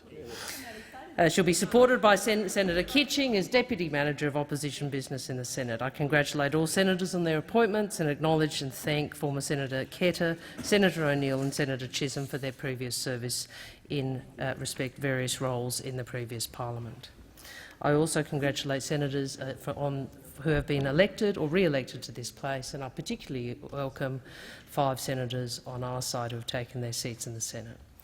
My congratulations to government senators to have been appointed to parliamentary positions, and particularly those who have been appointed or reappointed to the executive. I congratulate my friend and colleague Senator Cormann on his position as Leader of the Government in the Senate. Senator Birmingham as Deputy Leader. We have hugged and made up. Everyone is very happy about that. Actually, we shook hands and made up. And of course Senator Ruston as the appointment as Manager. It's good to see so many South Australians in the leadership team. To all of those who have been appointed to the Executive, it is obviously an enormous privilege to serve the Australian people as a Minister of the Crown for the Commonwealth of Australia. We wish you well in the discharge of those responsibilities. More broadly, I congratulate the Coalition on forming government. Obviously, the opposition would have preferred ourselves to have been on the other side of the chamber in the 46th Parliament. However, we respect the result of the election and the choice of the Australian people. And I say to my Labor colleagues, keep the faith. We know Labor governments change the country for the better, and we are determined to do better on the next occasion. This is a different Senate, Mr. President, to that of the 45th Parliament. The Coalition has a larger contingent. It is a smaller crossbench. We anticipate this government will have somewhat of an easier time passing its legislation through this place, And we also have already seen hints of the overreach which became the hallmark of the Howard government from 2004. We know the Australian people do not expect the coalition to get a free pass in the Senate. We will continue on this side of the chamber to hold to our values. Labor senators take seriously the role of the opposition in the Senate. We will hold the government to account. We will robustly debate issues confronting Australia and Australians, and we will apply scrutiny to the executive. I seek leave to table the Shadow Ministry list for the 46th Parliament and to have it incorporated into Hansard. Leave granted. Leave is granted. Senator Di Natale.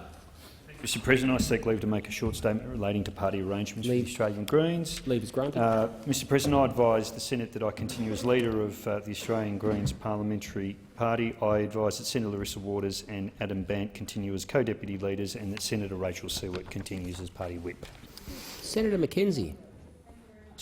Mr President, by leave I wish to advise the Senate that I've been appointed Leader of the Nationals in the Senate and Senator Matt Canavan has been appointed our Deputy Leader.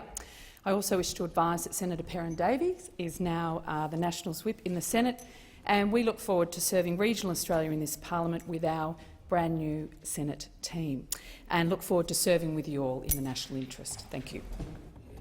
Senator Hanson. I seek leave to make a short statement. Leave is granted. I advise the Senate that I am the Leader and Whip of Pauline Hanson's One Nation. Thank you. Senator Bernardi, and then I'll come to you, Senator Griff. Thank you, Mr President. I seek leave to make a short statement relating to my political party status or lack thereof. Leave is granted. Senator Bernardi.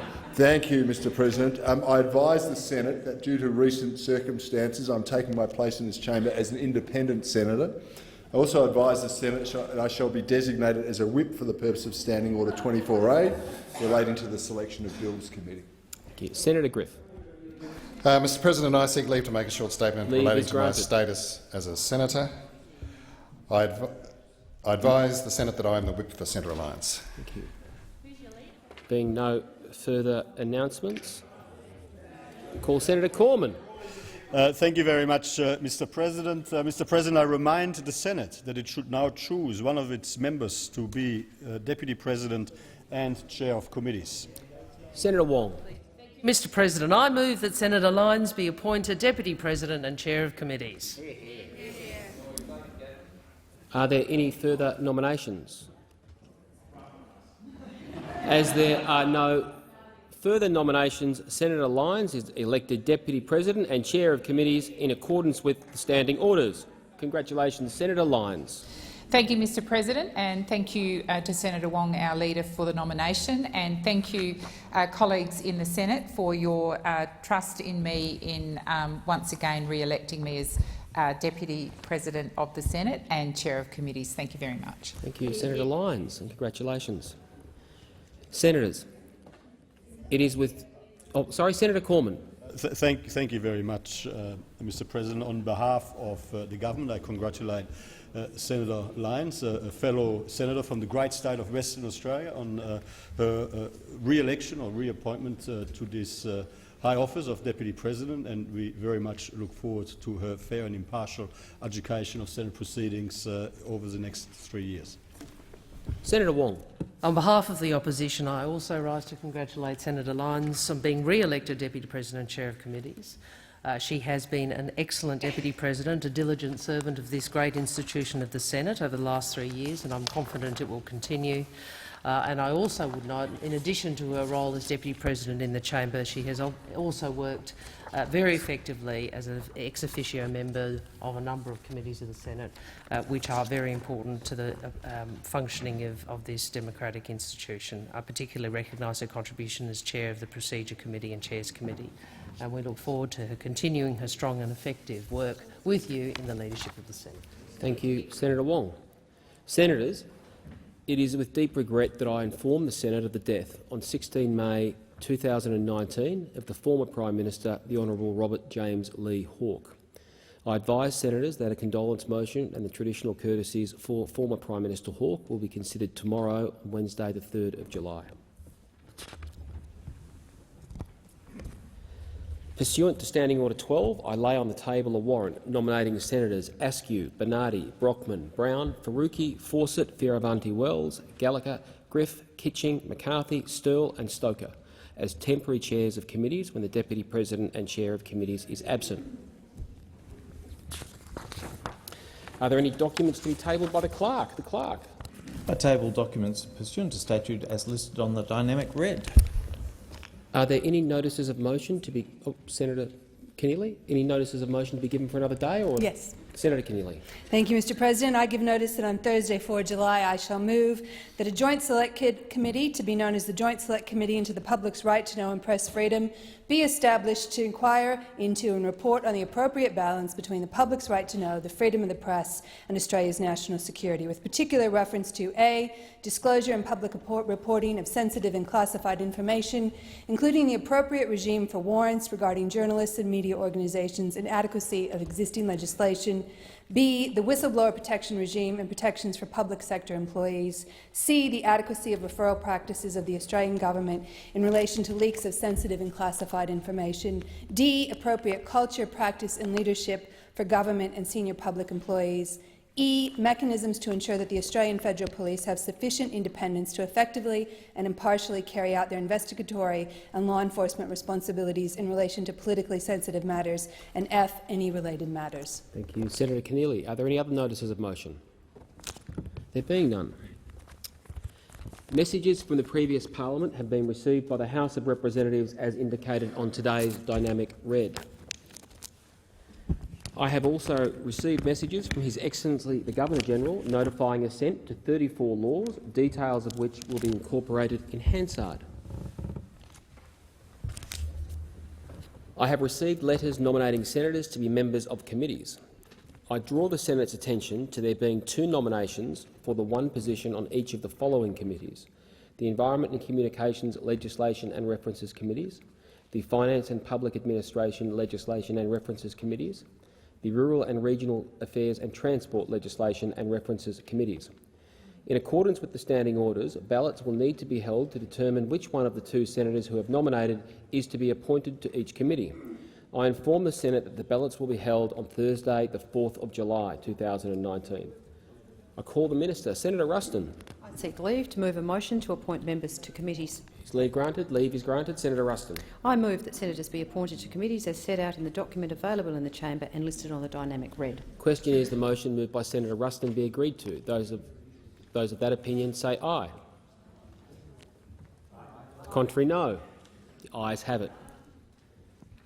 Senator Ruston will move to next meetings. Senator Ruston. I seek leave to move a motion relating to the next meetings of the Senate. Is leave granted? Leave is granted. Senator Ruston. I move that the Senate meet on Wednesday the 3rd of July and Thursday the 4th of July 2019. Question is the motion moved by Senator Ruston be agreed to. Those of that opinion say aye. Contrary, no. The ayes have it. Senators, before I propose the Senate now adjourn, I'd just like to express on behalf of all of us our thanks to the staff of the Department of the Senate, who have undertaken a quite extraordinary logistical effort led by the Usher of the Black Rod with the events of yesterday and today, and the Senate sitting on the 1st of July. It is appreciated by all of us, clerk and team. I propose that the Senate do now adjourn. Sorry? Okay, Senator Abetz, I'll let the Senate clear before, so that you don't get interrupted. But while making, if senators could exit the chamber, I'll call the first speaker on the list. Senator Abetz. Freedom of speech, belief and association are freedoms for which our forebears sacrificed. They understood the importance of nurturing these freedoms.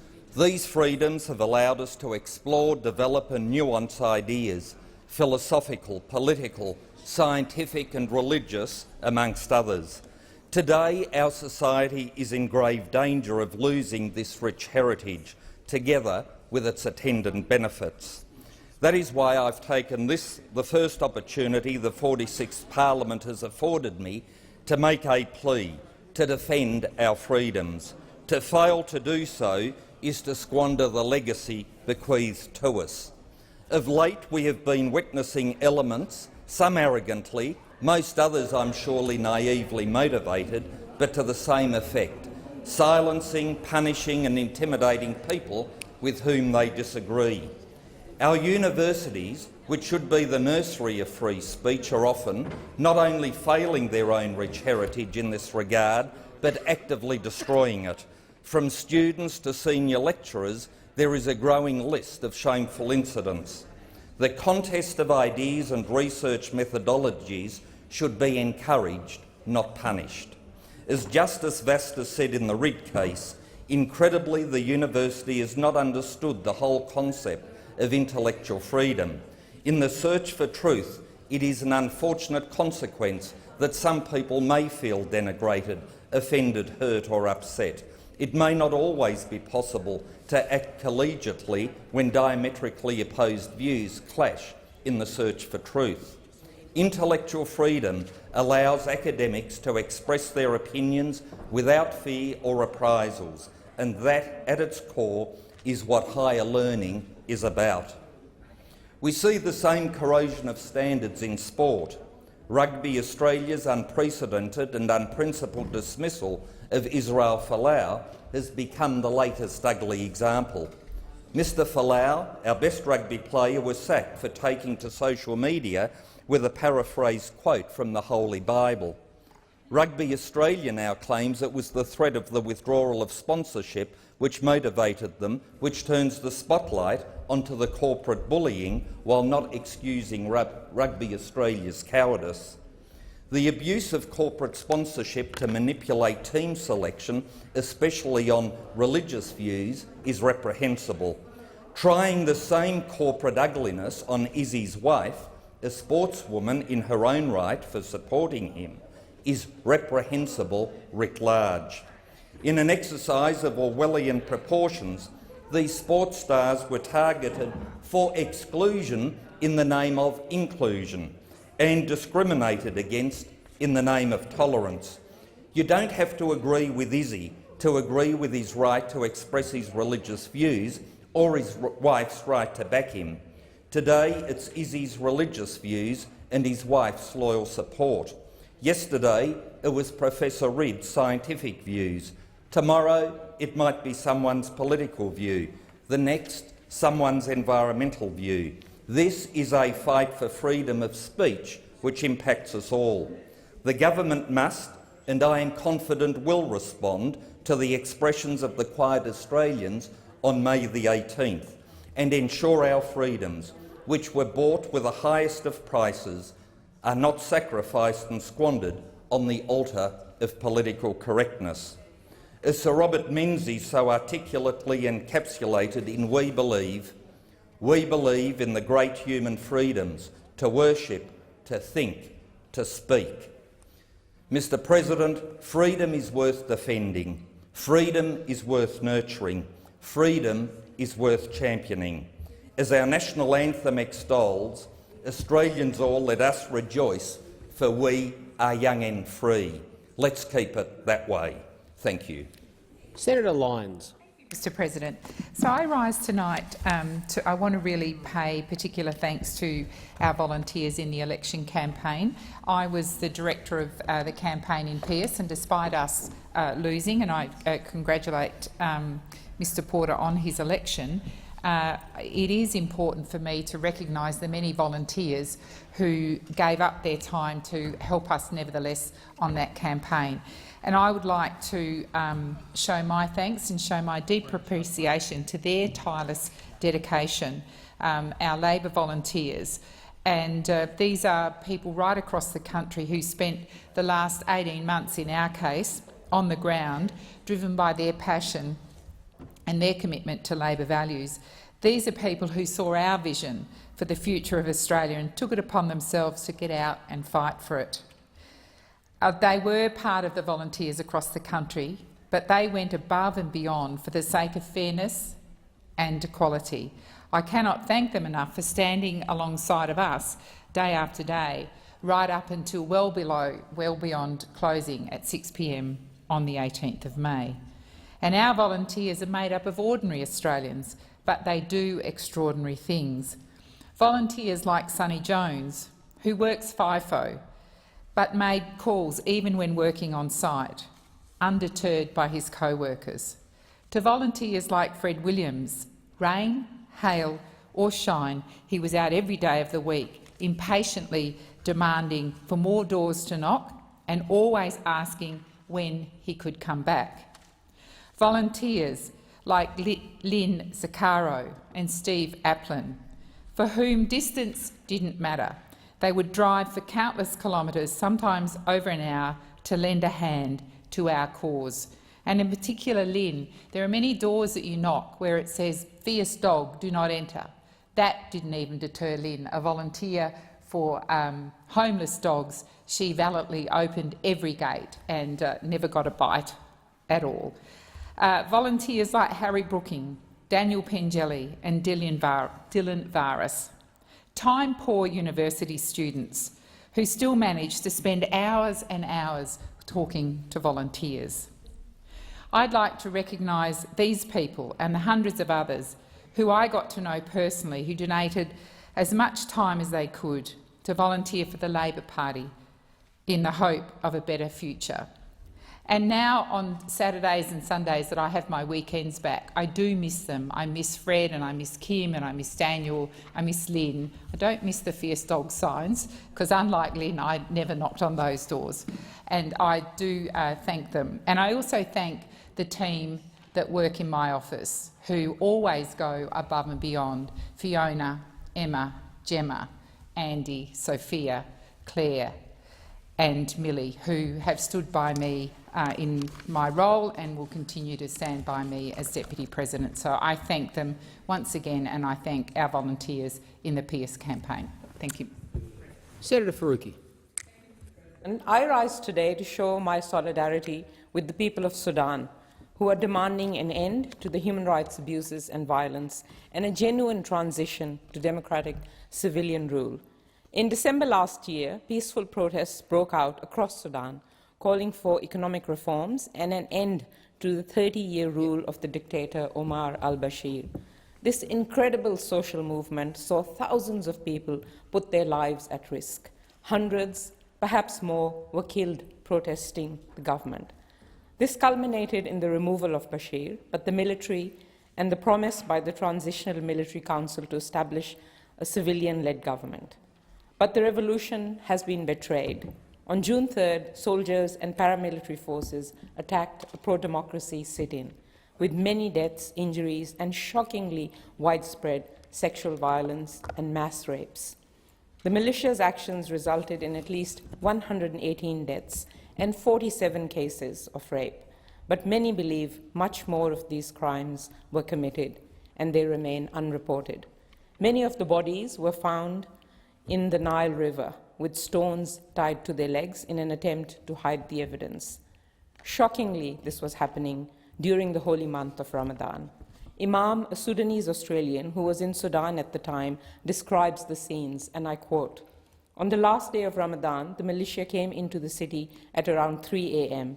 They killed and raped women and targeted medics, especially female medics. Men who tried to defend them were also raped.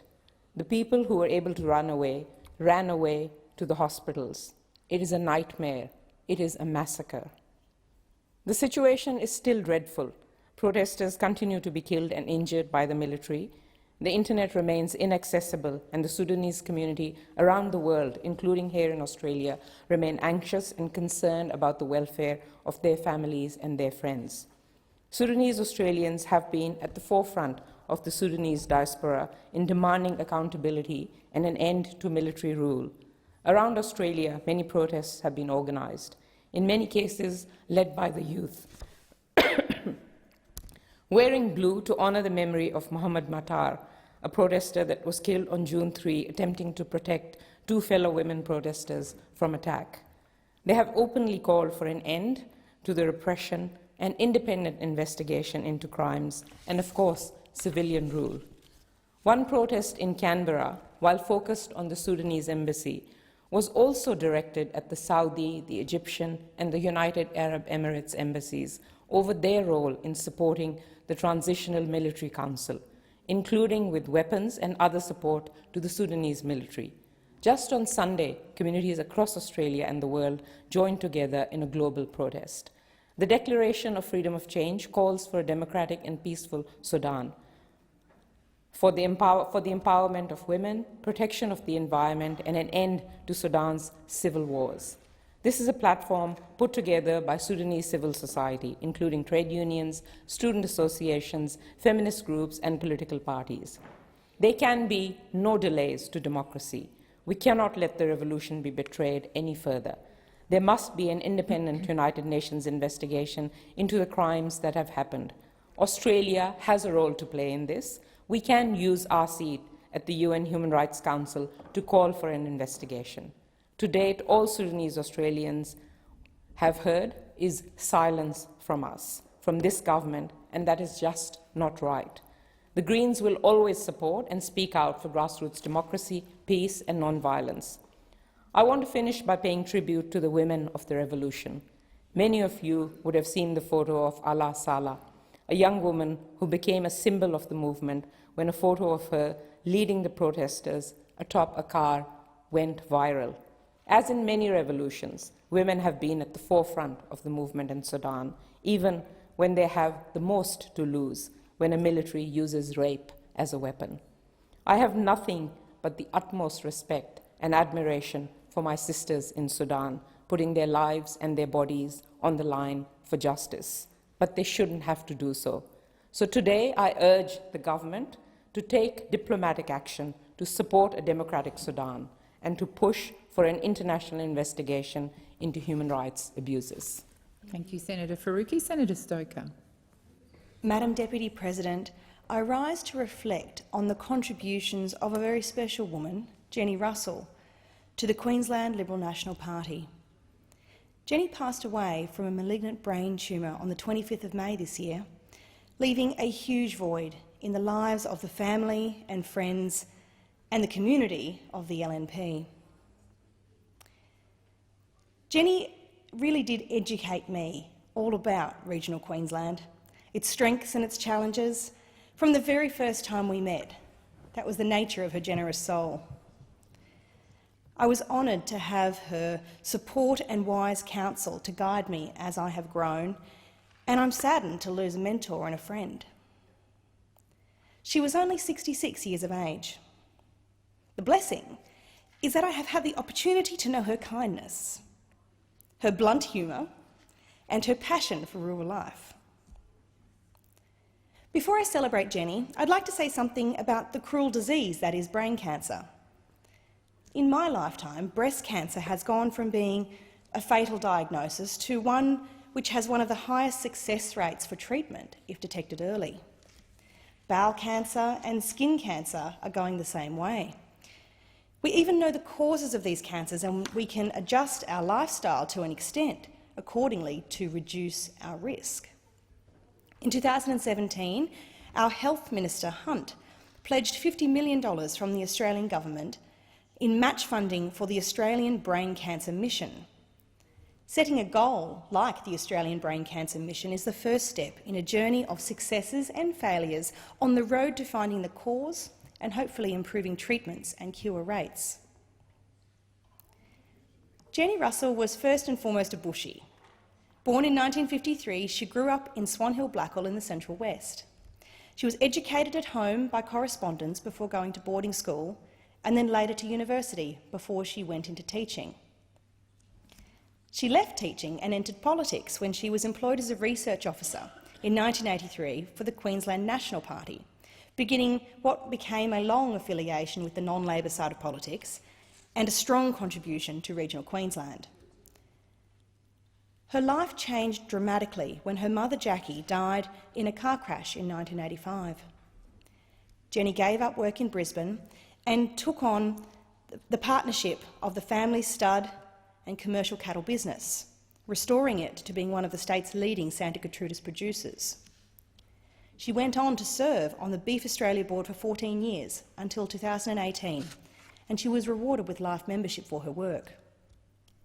She was the first female senior vice president of the Queensland National Party in 1995, a role she thrived in until she stepped aside in 2005. She was honoured with life membership to the Nationals in recognition of her absolutely enormous contribution. Former Nationals President David Russell QC said of Jenny, From time to time, one knows individuals with a razor-sharp intellect and superb judgment. Jenny's generous spirit and commitment to family and community, for whom she made so many sacrifices, went well beyond the call of duty. It is not common to know individuals with both characteristics in abundance. Jenny was one of these. Former Deputy Prime Minister John Anderson said of her, "Jenny was a commanding presence and a wonderfully warm and intelligent person, a gifted conversationalist.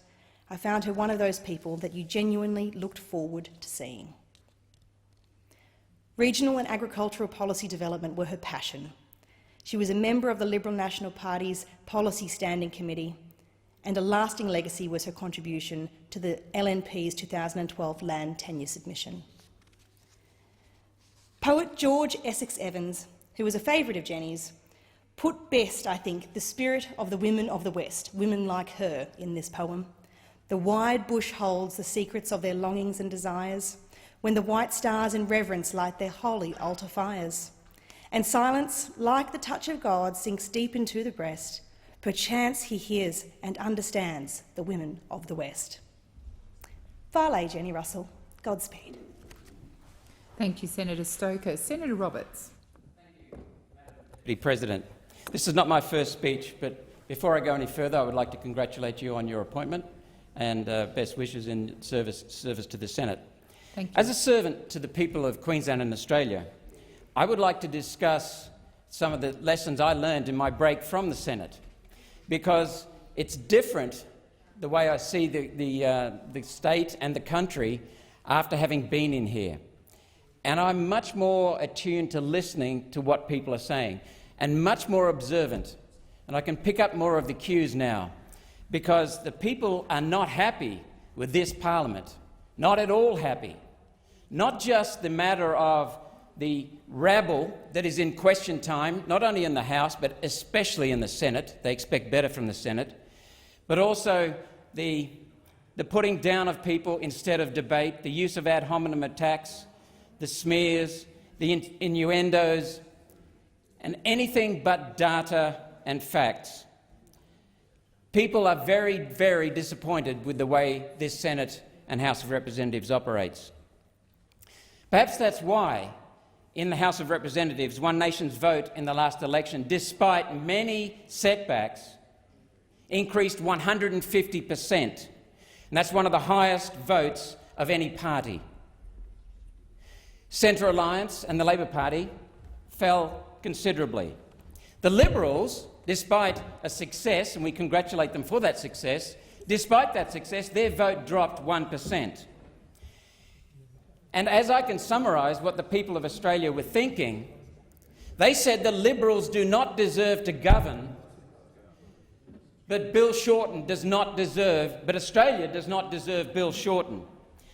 The Liberals didn't win. The Labor Party lost because of their leader. That's what people were scared of, a Bill Shorten government. Make no mistake about that, particularly in my home state of Queensland. In the state where I come from, our Senate vote increased 12%. Across Australia, our Senate vote increased with the same number of candidates as previously by 33%. And in all states bar one, we were 7th. So that's a remarkable rise, despite the deliberate and concerted attempts to kill One Nation. Let me give you an example of why people are fed up with the Liberal-Labor duopoly for the last 30 years. Kilcoy farmers came to me, particularly a man called Russell Long, on behalf of other farmers who dealt with me. They're opposing the installation of a solar power generation complex near Kilcoy, taking up a wonderfully rich valley, a productive valley and lower hillsides, for a 10-kilometre-long solar industrial complex. It's not a farm. That's a lovely word. This is a solar industrial complex that will kill this area. Listen to these consequences of that decision. It's a flood-prone valley, a rich valley that can be cropped in close to the creek. Not only are they taking away prime agricultural land, they are putting in its place cadmium and lead contaminants that go into the water supply of Neera Creek, then into the Brisbane River, which flows into Lake Wivenhoe, which gives us our water supply for Brisbane, Ipswich, Gold Coast, Beenleigh, and I'm told possibly Toowoomba. A significant chunk of Queensland's population liable to toxic contamination. Further consequences. The Chinese are using our coal, our metallurgical coal, the best in the world, and our thermal coal, one of the best in the world, to generate steel for wind turbines, which they export to us. And we can't compete because our coal prices end up being so high due to the subsidies for solar and wind generators. Then further, we subsidise the Chinese to install those monstrosities in Australia, and that drives us further out the back door industrially, and we lose our industries to China. Now, I'm not complaining about the Chinese. They're not doing anything dishonest. I'm complaining about the government under Liberal and Labor in this state, in this country, that enable that to happen. In 1942, when the Japanese bombed Darwin Harbour, Prime Minister John Curtin did not send them a cheque for helping them to pay for their bombs. But that is what this government in this country is doing to subsidise the Chinese bombing this country. One Nation will bring forward positive policies to prevent this kind of nonsense. Thank you, Senator Roberts. Your time has expired. So thank you for your congratulations, and I remind you to refer to those in the other place by their correct titles. Senator Whish-Wilson. I'd like to do a couple of important shout-outs tonight. Firstly, to a remarkable young woman, an Indonesian-Australian woman who I was lucky enough to meet in Launceston 2 months ago, Melati Widchen. She set up a NGO in Indonesia as a schoolgirl called Bye Bye Plastic Bags. She went to the Governor of Bali and said, we've got to get rid of plastic bags, and anyone who's been to Bali in Indonesia knows just what a scourge plastic bags are, especially in the ocean. The Governor of Bali said to Melati, you get me 1 million signatures and I'll ban plastic bags. Well, she went ahead, got 1 million signatures. The ban was put in place. Of course, it was challenged by big business and big plastic companies. But last week, that challenge was unsuccessful and the plastic bag ban has passed into law. But Melati hasn't stopped with a plastic bag ban in Bali. She's now unfolding this business model in 41 other countries around the world. She just finished school about 2 months ago, and she's currently on the international circuit trying to do great things. So all those Australians like myself who are doing Plastic Free July, and you know how hard it is even after just one day of going without some kind of single-use plastic in your life, spare a thought for the work that Melati's done. And I just wanted to note something I felt very strongly after meeting her, that two of my heroes, my real heroes, Greta Thunberg being another one, are both young women less than half my age, which I think is quite exceptional that we've got such young role models doing great things and bringing about change around the world. I'd also like to do a quick shout-out to the tens of thousands of Australians that protested going to this election to get some action on climate and action on the Extinction Rebellion in this country. The School for Climate Strike, the Extinction Rebellion, and all those who turned up who actually care about future generations in this country and want to see action on climate. I want to do a special shout-out tonight for my tribe, the surfing community in Australia.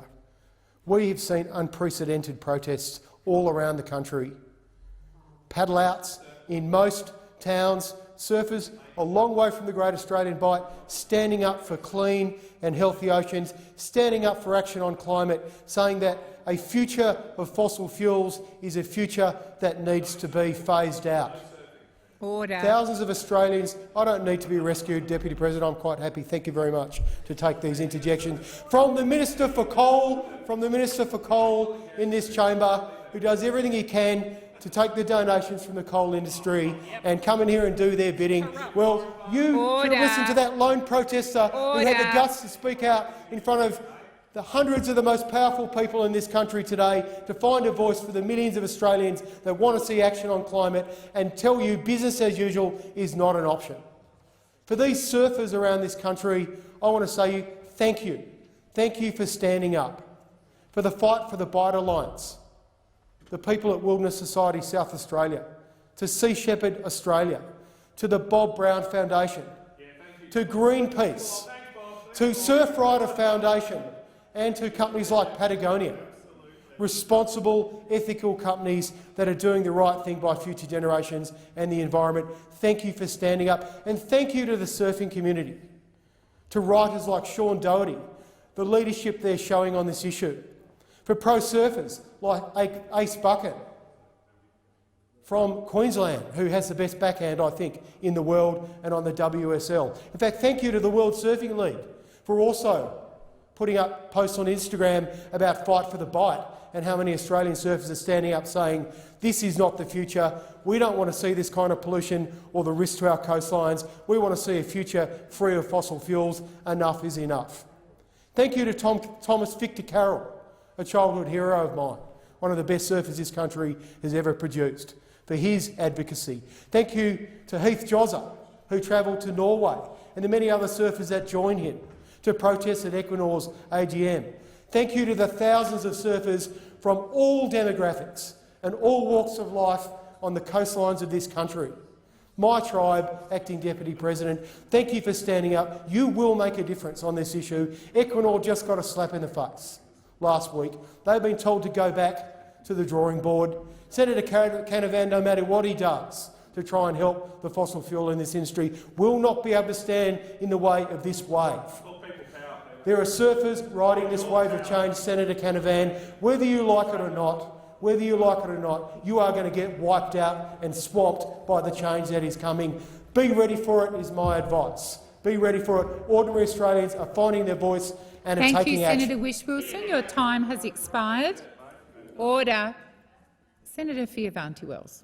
Thank you, Madam Deputy President. I rise this evening to speak on the important issue of religious freedom and to formally announce that I am launching a petition calling for a Religious Freedom Act, which should contain not only a protection against religious discrimination for religious believers, but also ensure, firstly, that everyone shall have the right to freedom of speech, thought, conscience and religion, including freedom to have or to adopt a religion or belief of one's choice, and freedom, either individually or in community with others, and in public or private, to manifest one's religion or belief in worship, observance, practice and to teaching. Secondly, that no one shall be subject to coercion which would impair his or her freedom to have or to adopt a religion or belief of his or her choice. Thirdly, that freedom to manifest one's religion or beliefs may be subject only to such limitations as are prescribed by law and are necessary to protect public safety, order, health or morals or the fundamental rights and freedoms of others. Fourthly, that parents or legal guardians may ensure the religious and moral education of their children in conformity with their own convictions. And fifthly, that all arms of government must act consistently with the Religious Freedom Act and all laws must be applied consistently with the principles contained therein. Such a Religious Freedom Act would ensure that Australia conforms to its international obligations which it signed up to and which implements Article 18 of the International Covenant on Civil and Political Rights. The Israel-Folau matter has hardened my resolve on this issue. Whilst this situation relates to employment issues, the greatest story with far-reaching ramifications is about freedom of speech and freedom to express one's beliefs. Indeed, I am heartened to see the extensive financial support given to Israel-Folau. It not only demonstrates the overwhelming support in the community for him, but it also shows that there are Australians who may not agree with his views but are prepared to support his fundamental right to express those views. The Coalition won the election and Scott Morrison is entitled to his victory lap. He ran an excellent campaign, but he was able to do so because he capitalised on Labor's dud policies, namely negative gearing, franking credits, the assault on the coal industry and concerns about religious freedom, which manifested itself with the Israel-Folau sacking during the election. Scott Morrison refers to the quiet Australians who supported the coalition. This is the silent majority which rejected Labor's dud policies and returned the coalition to power and voted to keep Labor and their fiscal vandalism away from the Treasury benches. So let's look at some of these swings against Labor, especially in Western Sydney. Chifley, almost 7%, McMahon, about 5.5%, Blaxland, almost 5%, Parramatta and Watson, over 4%, Greenway and Fowler, about 3.5%. And these quiet Australians now expect the Coalition to legislate to protect their religious freedom. It is important that Australians of all faith be free to practice their religion without discrimination, or indeed, for those who have no beliefs, they should be free to express those views. The results of the election had their antecedents in the same-sex marriage debate. During that debate, I warned that religious freedom issues needed to be considered before we enacted same-sex marriage. My warning was prescient. Many Australians voted yes on the understanding that religious freedoms would be protected. Today we are seeing the ramifications of not having sorted out these issues at that time. I would remind the Senate that 17 federal electorates voted no. 12 of those were in New South Wales, with the majority falling in Western Sydney. 8 of the top 10 no-voting seats were Labor seats. As one of the leading advocates of the no vote, I have continued my strong and active involvement with religious leaders and faith-based communities. This was followed last year and earlier this year by Senate inquiries into the removal of exemptions under the Sex Discrimination Act. Senate inquiries received more than 9,000 submissions against amendments, referred to as the Wong Bill. During this time, I was able to meet with many religious leaders who additionally activated thousands of people in the wider community. The Senate released its report on 4 February 2019, which recommended no changes to the Sex Discrimination Act, that the exemptions for religious bodies and educational institutions be maintained, and that the matters be referred to the Australian Law Reform Commission for consideration.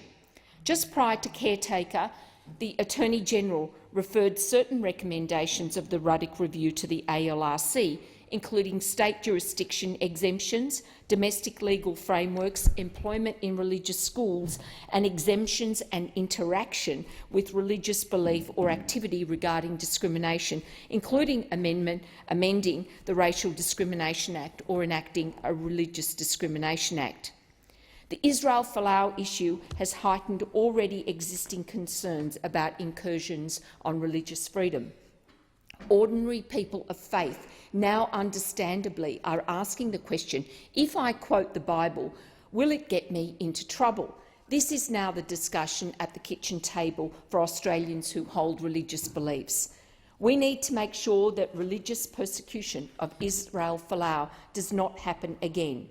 To quote someone who recently wrote to me, if people do not believe hell exists and don't believe there is a God, why feel upset about going to hell? Hell means nothing to them other than some weird concept. And if people believe in God, they have their choice to make. Although religious freedom is a right enshrined under international law, there has been a continued push, especially by Labor, the Greens and their acolytes, for laws to take away rights of Australia's faith-based communities. I continue to strongly advocate and work with religious leaders and faith-based communities for standalone religious freedom protection legislation. Whilst the ALRC is not due to report until 2020, I believe that the recent election has reinforced not only the need for more immediate legislative action, but the need for a more amplified and comprehensive referral. Indeed, it remains open for the Attorney-General to augment the ALRC referral and request that it report this year and before a Religious Freedom Act is tabled. It makes greater sense for the issue to be dealt with comprehensively rather than in the current piecemeal approach. This is vitally important to afford long-term protection against these constant incursions. It is a new dawn on this issue. A Religious Discrimination Act is not sufficient. It would be defensive in nature and limited to protecting against acts and practices by others which are discriminatory on the grounds of religion. A Religious Discrimination Act would fall well short of the expectations of the quiet Australians who voted for us. We cannot let them down. Can I conclude by thanking those many Australians who continue to support my push for a Religious Freedom Act and who are supporting the petition? To quote one who recently wrote to me, "Understanding and tolerance are fostered in an environment where ideas can be shared. As one of the quiet Australians who voted for the Liberal government, this issue is much broader than who will go to hell or not. This is about the ability for all sectors of the community to think independently, speak and share ideas, popular and unpopular, for the ability to listen to alternate views and be listened to, for an environment where all Australians can think, speak and listen to diverse views. Does that mean we will always agree? No, but it does mean that we should always be able to have a mature conversation and public debate without silencing or punishing the other side. This is what we're at risk of losing as a nation. This is what we need to fight for. Today it is me as a Christian. Tomorrow it could be you or those close to you.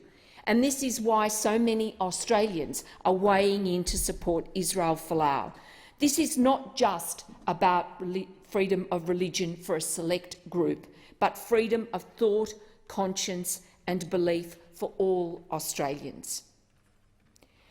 In conclusion, I urge you to go forth and ensure we collect as many signatures as possible to keep the pressure on this Senate and this Parliament to take decisive and long-term action to protect religious freedom once and for all. Thank you, Senator Fierravanti-Wells. Senator Bilyk. Thank you, Madam Deputy President, and can I congratulate you on your election today. Thank you. On tonight's adjournment, I want to pay tribute to a very dear friend of mine and acknowledge her incredible service to our community. Her name's Edna Pennicott. Edna was recently invited to a ceremony at Government House at which she was presented with the Lifetime Achievement Award in the Tasmanian Volunteering Awards. The Lifetime Achievement Award recognises exemplary long-term commitment to the volunteering sector, and it's an award given to someone with a history of distinguished service who has made a lasting impact, who has exhibited community spirit and provided inspiration to others, and who has positively influenced the community or communities they have volunteered in. And to receive this award, you must have had a minimum of 25 years' service. In addition to this award, Edna has previously been acknowledged with the Pride of Australia Medal and the Kingborough Council's Senior Citizen of the Year Medal. She's absolutely earned these accolades. Edna has clocked up over 40 years of volunteer service, and she started when her children were in school, helping with various activities such as the canteen and book sales and school excursions. As a sole parent, she always had the kids with her when volunteering outside school hours, and she turned to helping local sports clubs when her children took up sports like cricket and football. Now, Edna still volunteers in the canteen of the Kingborough Tigers Football Club and the Kingborough Knights Cricket Club on home game days, even though her sons are in their 40s. Her support for people in need started with car trips in Glenorchy with a group of friends to deliver food to homeless people.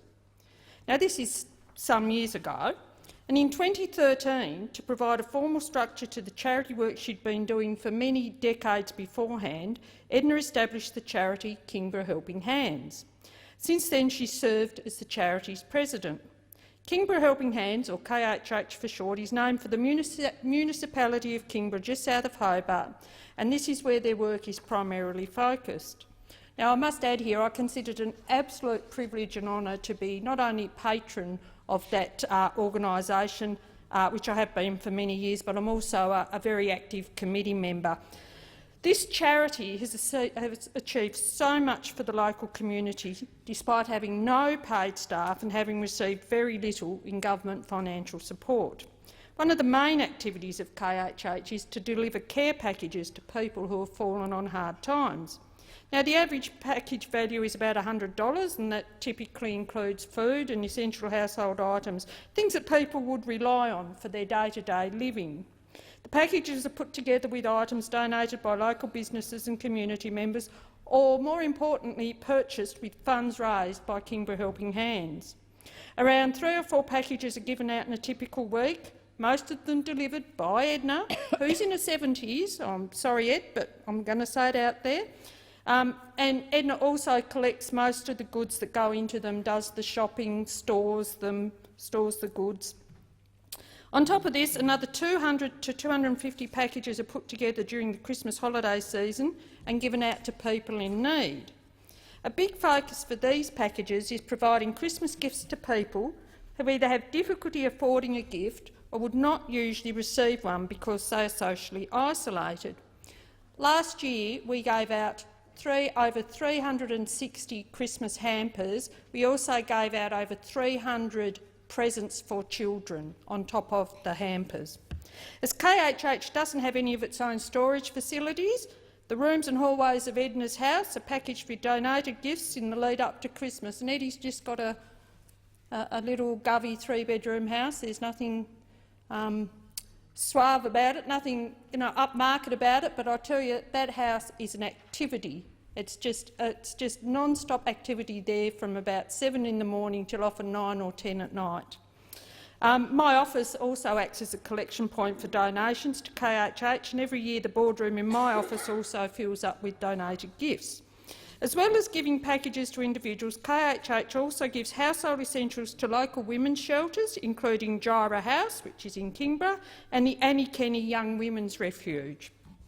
These shelters have residents who have fled domestic violence and often without a lot of the essential items they rely on for their day-to-day personal care or the care of their children. So recently Edna went shopping and she bought 30 pairs of pyjamas and 30 dressing gowns because there's a big turnover at Annie Kenny with people coming and going. So they always need fresh pyjamas and fresh dressing gowns. We've also supplied furniture for Annie Kenny as well.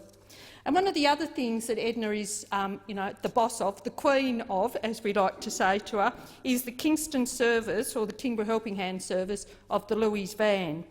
So Louise Van's an after-hours mobile service run by the St Vincent de Paul Society, which provides food, information and support to those in need, including people who are sleeping rough. And in Kingborough, in the municipality of Kingborough, Edna has the lease on the van, and Kingborough Helping Hands actually run that completely.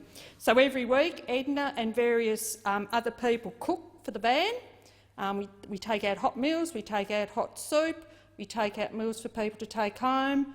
A number of the schools donate biscuits and cakes and things that they get the kids to make in school time, and they're all delivered to Edna, and we repackage those so that they're all ready for people to take out. It's just truly an amazing service, and I often help out on the van. In fact, they actually set the roster around when Parliament sits so that I can be on the roster and take my turn on the roster, and it's just amazing to see what difference a bit of food and a bit of companionship can make to someone who's fallen on hard times. And we don't ask questions, we don't even ask to see people's pension cards or anything. If you're in need, you come along and there's no questions asked. Another thing Edna does is she supports, or the Kingborough Helping Hands support the Breakfast Club at Kingston Primary School. And we all know how important breakfast clubs are to ensuring that school children, particularly those from disadvantaged families, get a nutritious meal at the start of the day, which helps them then to focus on their study. Kingborough Helping Hands, of course, couldn't undertake its amazing charity work without funding, and the overwhelming majority of its funds are raised in the community. It's a sign of regard in which Kingborough Helping Hands is held, and in particular Edna, who is the driving force behind all this, that their fundraisers are such successes. We held a Christmas lunch last year. We raised $17,000 and we had 205 people at it. $17,000. And these are just people from the community that know that it's going to happen and come along. So I'll just mention the Christmas lunch, and the other thing we do is, we're doing this in July, is the Soup and Sandwich fundraiser. As I say, both of these events are typically attended by a couple of hundred people, and we just have a great time, but more importantly we raise an enormous amount of money to be able to help Kingborough Helping Hands do what they do. Edna's first Christmas lunch around 25 years ago raised $240, and as I said, most recently the one last year raised over $17,000. KHH has a number of minor fundraisers throughout the year which help supplement the income they receive from individual donations. And we've recently, in the last couple of years, set up the Sharing Tree. Most people would be aware of the ABC Giving Tree. This is Sharing Tree in the southern suburbs of Hobart that we do. And we just have volunteers sit there and accept the gifts and vouchers and things that come our way. I'm just looking at the time. I know I'm going to run out without having to say everything I want to say, but what I really want to say is Edna is at just over 5 foot and in her 70s. Edna is a woman who certainly packs a punch. She has no problems in asking people for donations. She's done this work for over 40 years, and not only was she a sole parent, but she was a foster parent, and she fostered 5 full-time children and many part-time children, all as a sole parent, all while doing this charity work. She has the biggest heart of anyone I've ever met. She has a way of bringing people together so that people want to help. People are often dropping donations on her door. As I said, she will work from 7 a.m. to often 9 or 10 p.m. She does it all for nothing, all for no pay, and she's just got the biggest heart of anyone I think I've ever met. It's no wonder that, around Kingborough everybody knows her in the municipality, everybody knows who she is, and she does have the title that she's not very happy with of being the Queen of Kingborough, but that is what she is. She can say whatever she likes to the Mayor and things get done, and the Council's been very generous to us. Thank you, so Senator Bilyk. that's The my time friend. has expired. Senator Siewert. Thank you, Madam Deputy President, and can I take this opportunity to congratulate you in being reappointed as Deputy President. Thank you.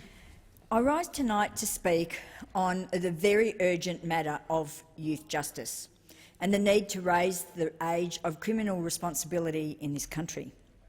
Like many others, I watched with horror as the Four Corners program yet again uncovered shocking human rights abuses against children. This time it was in Queensland and in Queensland sites of detention.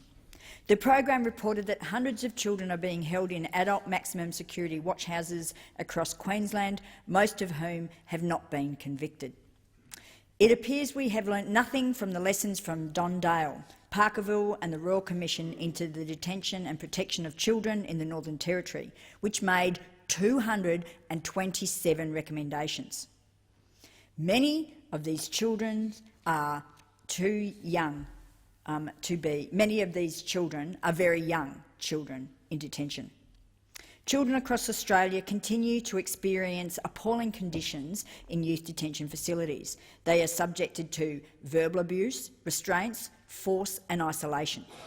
Children are being denied access to basic human needs such as water, food and toilets. They are further isolated by being transferred to facilities located, in some instances, hundreds of kilometres away from their family and community. The supposedly tough on crime approach is appalling and it is failing Australia's children.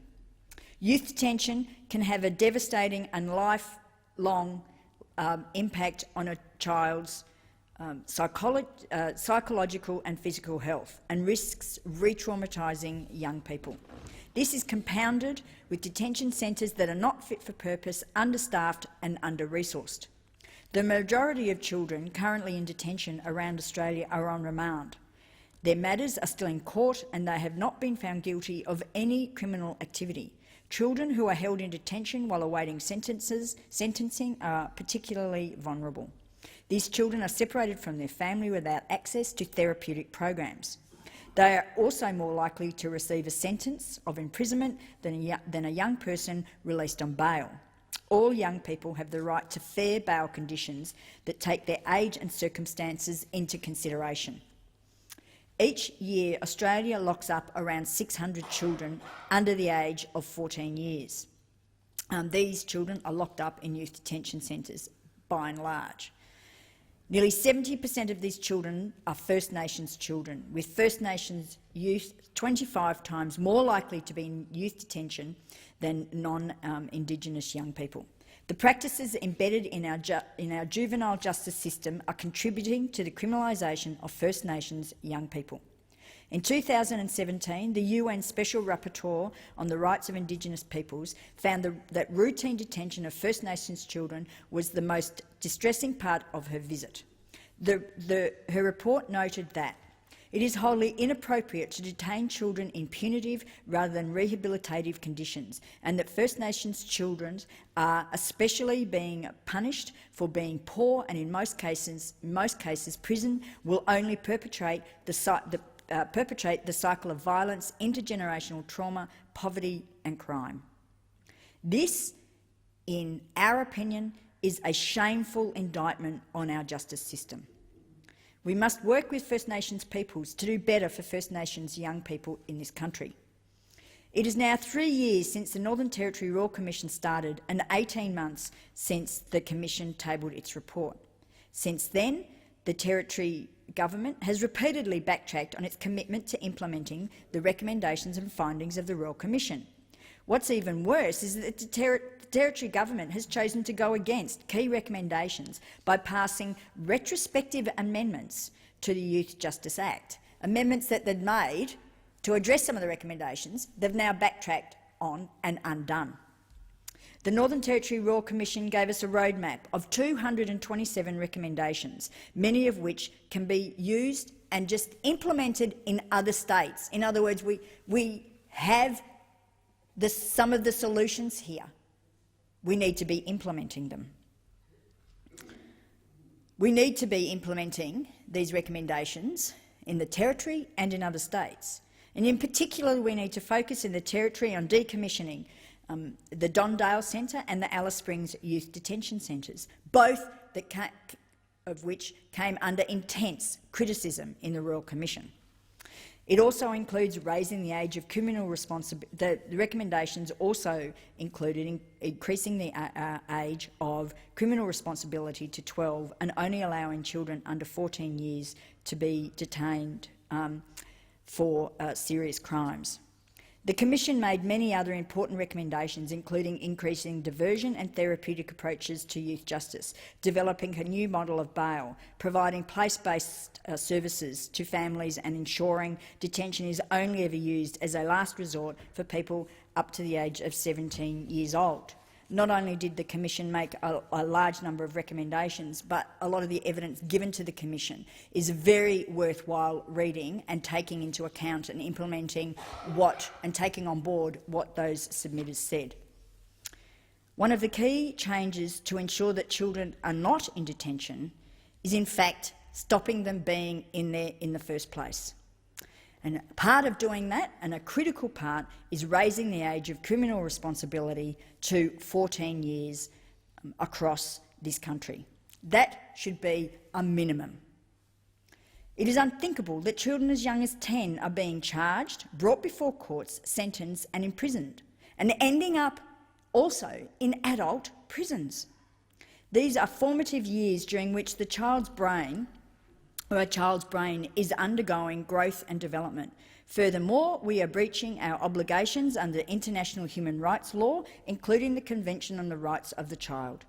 Criminalising young and vulnerable children creates a vicious cycle of disadvantage and entrenches children in the criminal justice system. Early contact with the criminal justice system increases the likelihood of young people further offending and having lifelong involvement with the justice system. We're also seeing children being put in this situation who have FASD. Many children we know in detention have FASD, and locking these children up is just further traumatising them, does not address their disabilities, and ensures that they are entrenched in the justice system. We know locking up children is not the answer. We know the re-contact with the justice system for children that end up in the justice system. Children don't belong in prisons, they belong in their communities. Today, we are urgently calling on state, territory and federal governments across Australia to work together to raise the age of criminal responsibility. This is a key change that needs to happen if we are to address this issue. But of course it's not the only thing we need to be doing. This must be coupled with a shift towards investment in strategies that reduce contact with the criminal justice system. This includes youth diversionary programs, youth diversion in the justice system, youth justice reinvestment, or in some states they're now calling it social reinvestment. We need to urgently be spending some of the money that we spend at the other end of the justice system at the front end to stop young people having contact with the justice system in the first place. We need a willingness to address the underlying causes of young people's interaction with the justice system. And again, we don't need to reinvent the wheel. We know what those causes are. We need to be addressing those causes. And I've spoken on some of those in this chamber a number of times. While calling for urgent action on youth justice issues, we must ensure that First Nations peoples have control over the development, design and implementation of youth justice programs and policies. Please don't waste all those resources, not just from the commissioners themselves and on the Royal Commission, but all the effort that so many witnesses put in to that Royal Commission. Don't waste the 227 recommendations of the Northern Territory Royal Commission. Some of those are specifically to the Northern Territory, but many of them apply equally across this country. So we stop young people being locked up. We stop them being considered criminals. We put in place the programs that in fact stop young people interacting with the justice system in the first place. Thank you, Senator Siewert. Your time has expired. Senator Rice. Thanks, Deputy President. I also congratulate you on your appointment. Thank you. People are relying on you. You've got to stay strong. That's what my wife Penny said to me soon after this year's federal election, when I was swept up in the despair and worry that I felt for our country's future. It was great to have been re-elected, but the victory was bittersweet. Penny was right, but I know that many of us on the progressive side of politics felt scared after election night.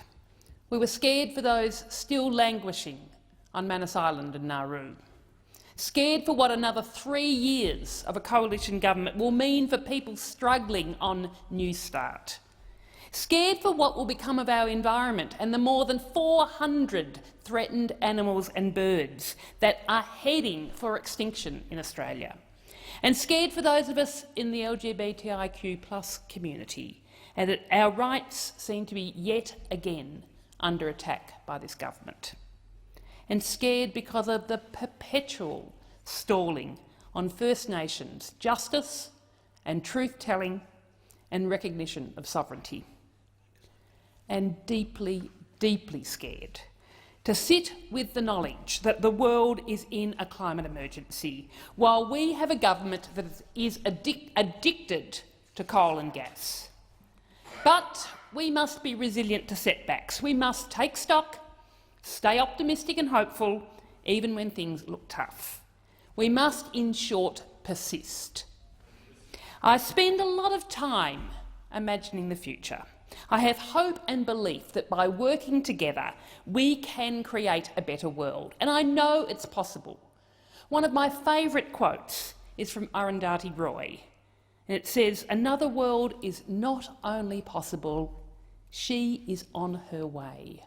On a quiet day, I can hear her breathing."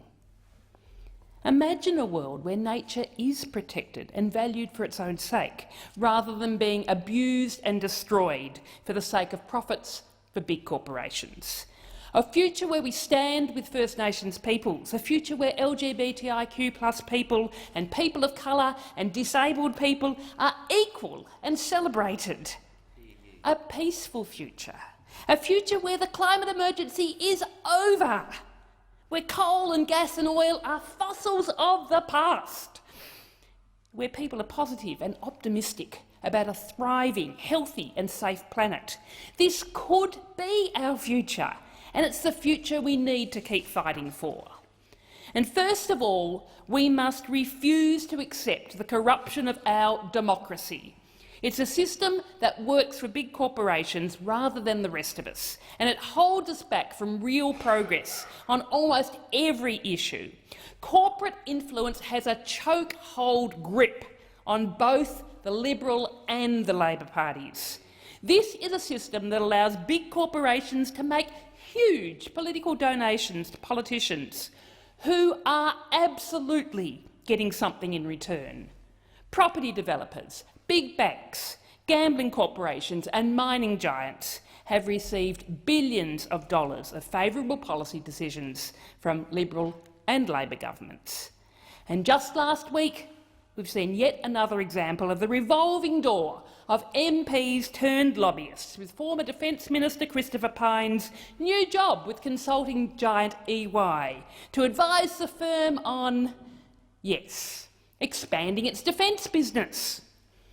Instead of delivering policies that are in the interests of ordinary, hard-working people, the Liberal and Labor parties are dead set on making life easier for big business and for themselves.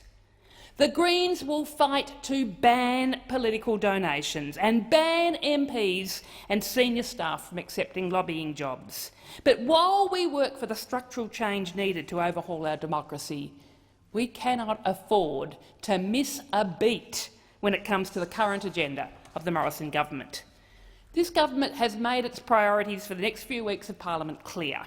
It will try and pass a massive $158 billion tax cut, most of which will benefit the wealthiest Australians and leave far less for government services for the people that need them most.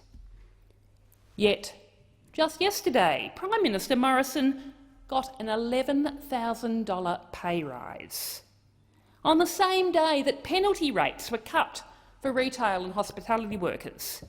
And just yesterday, the government further attacked low-income workers by dropping the threshold for repaying student loans, forcing young people to be paying back loans when they're just starting out on low wages and dealing with the rising cost of living. The Greens will fight against this handout for the richest amongst us, because everyone in the country deserves a fair go, not just those who already have so much. This government also says it will introduce the Religious Discrimination Bill that in all likelihood will do the exact opposite of what an anti-discrimination bill should do. Instead of acting to protect a group of people, it could give religious groups a licence to discriminate, making it easier to discriminate against somebody on the basis of their sexuality or gender identity. Discrimination harms everyone, and all Australians should have protection under the law.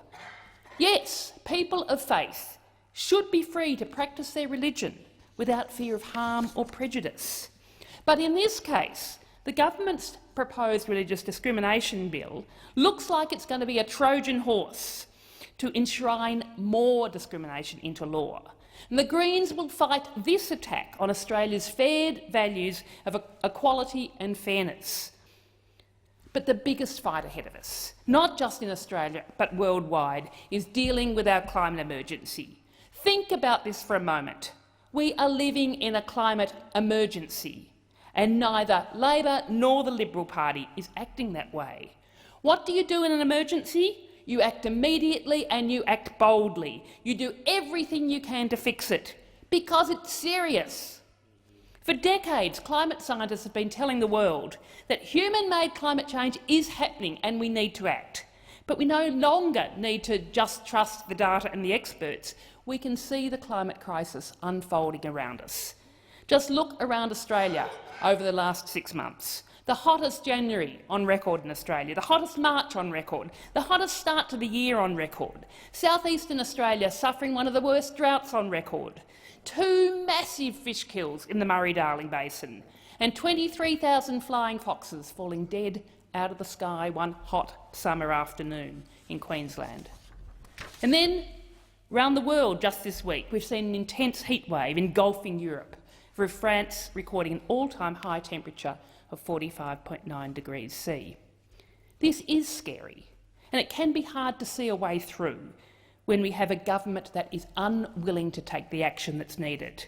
But I and my colleagues will keep fighting every day for the values and policies that people elected us to uphold. And the Greens in the Parliament are just one small part of a growing, powerful movement for a healthy and safe future for all of us.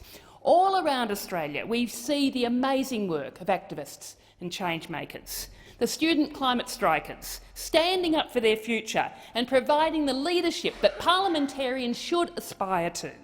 The Extinction Rebellion group, working to halt both our climate and our nature emergencies. The warriors of Aboriginal resistance, tirelessly working to decolonise our society. All of our wonderful Greens volunteers who knocked on doors, made calls, stood on stalls and polling day booths and spoke to thousands upon thousands of people about the future that they want for our country. And people young and old across the country, from the activists with their climate emergency banner that I stopped and talked to this morning outside Parliament House, to the brave man who interjected after the Governor-General's speech this afternoon. These people are refusing to wait for politicians to catch up. It can be hard to not feel despair, but when I see our progressive movement in action, I know it is strong and it's growing and our voices will be heard. Sadly, we're unlikely to see much progressive legislation pass Parliament in the coming months, but us Greens MPs, we will engage with the community and help empower people to take action. And when people push from outside Parliament, it forces change inside the Parliament. Movements make change. And in the next 6 years here, I look forward to continuing to work hand in hand with the community and my colleagues to tackle our climate crisis, to protect our natural world and to create a fairer, more equal society. Thank you, Senator Rice. Senator Waters. Thanks very much, Deputy President, and congratulations on your retention of that role. Thank you. I rise to give my condolences and to name the women who have been killed by violence so far this year, overwhelmingly by their partners or former partners. Tomorrow, of course, we have a full day to celebrate and commemorate the life and the sad passing of former Prime Minister Bob Hawke. But what do these women get? Their names won't be recorded in the annals of this place. And so far, they had 6 months under the then new Prime Minister, Scott Morrison, of not a single acknowledgement of the epidemic of violence against women. What we've now heard is some belated and, in my view, vastly inadequate funding for frontline services. So I rise tonight to put their names on the record and to commemorate and to mourn their loss. Now, since the start of 2019, there have been 26 women killed by violence in Australia, and we know that because of the work of the Counting Dead Women Australia project, which is undertaken by a not-for-profit organisation called Destroy the Joint. Now, there's no official national government reporting of this number of women killed by violence. We have a national road toll, but we don't have any official commemoration or notation of this epidemic of death of women. And yet we know, on average, that 1 woman a week is murdered by her partner or her former partner. We know that 1 in 3 Australian women have experienced physical violence since the age of 15. We know that 1 in 5 Australian women have experienced sexual violence. We know that 1 in 6 Australian women have experienced physical or sexual violence by a current or former partner.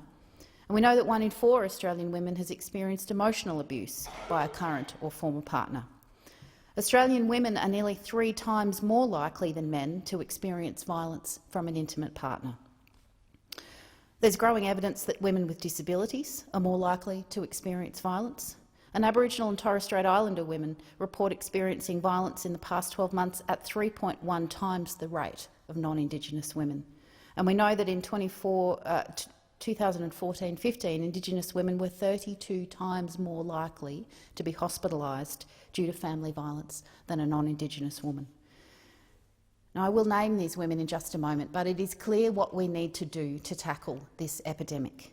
We need to recognise that domestic violence is the real national security crisis and treat it in this place as such. We need to adequately fund frontline domestic violence and crisis housing services to make sure that every single woman, child and the odd man that are seeking safety can access those services when they need them, and that no one is turned away in their hour of need. It's perfectly clear we need to legislate for 10 days of paid family and domestic violence leave so that women don't have to choose between paying the bills or staying alive. We need to implement all 25 of the recommendations of the 2015 Senate inquiry, which I was proud to initiate, into domestic violence in Australia.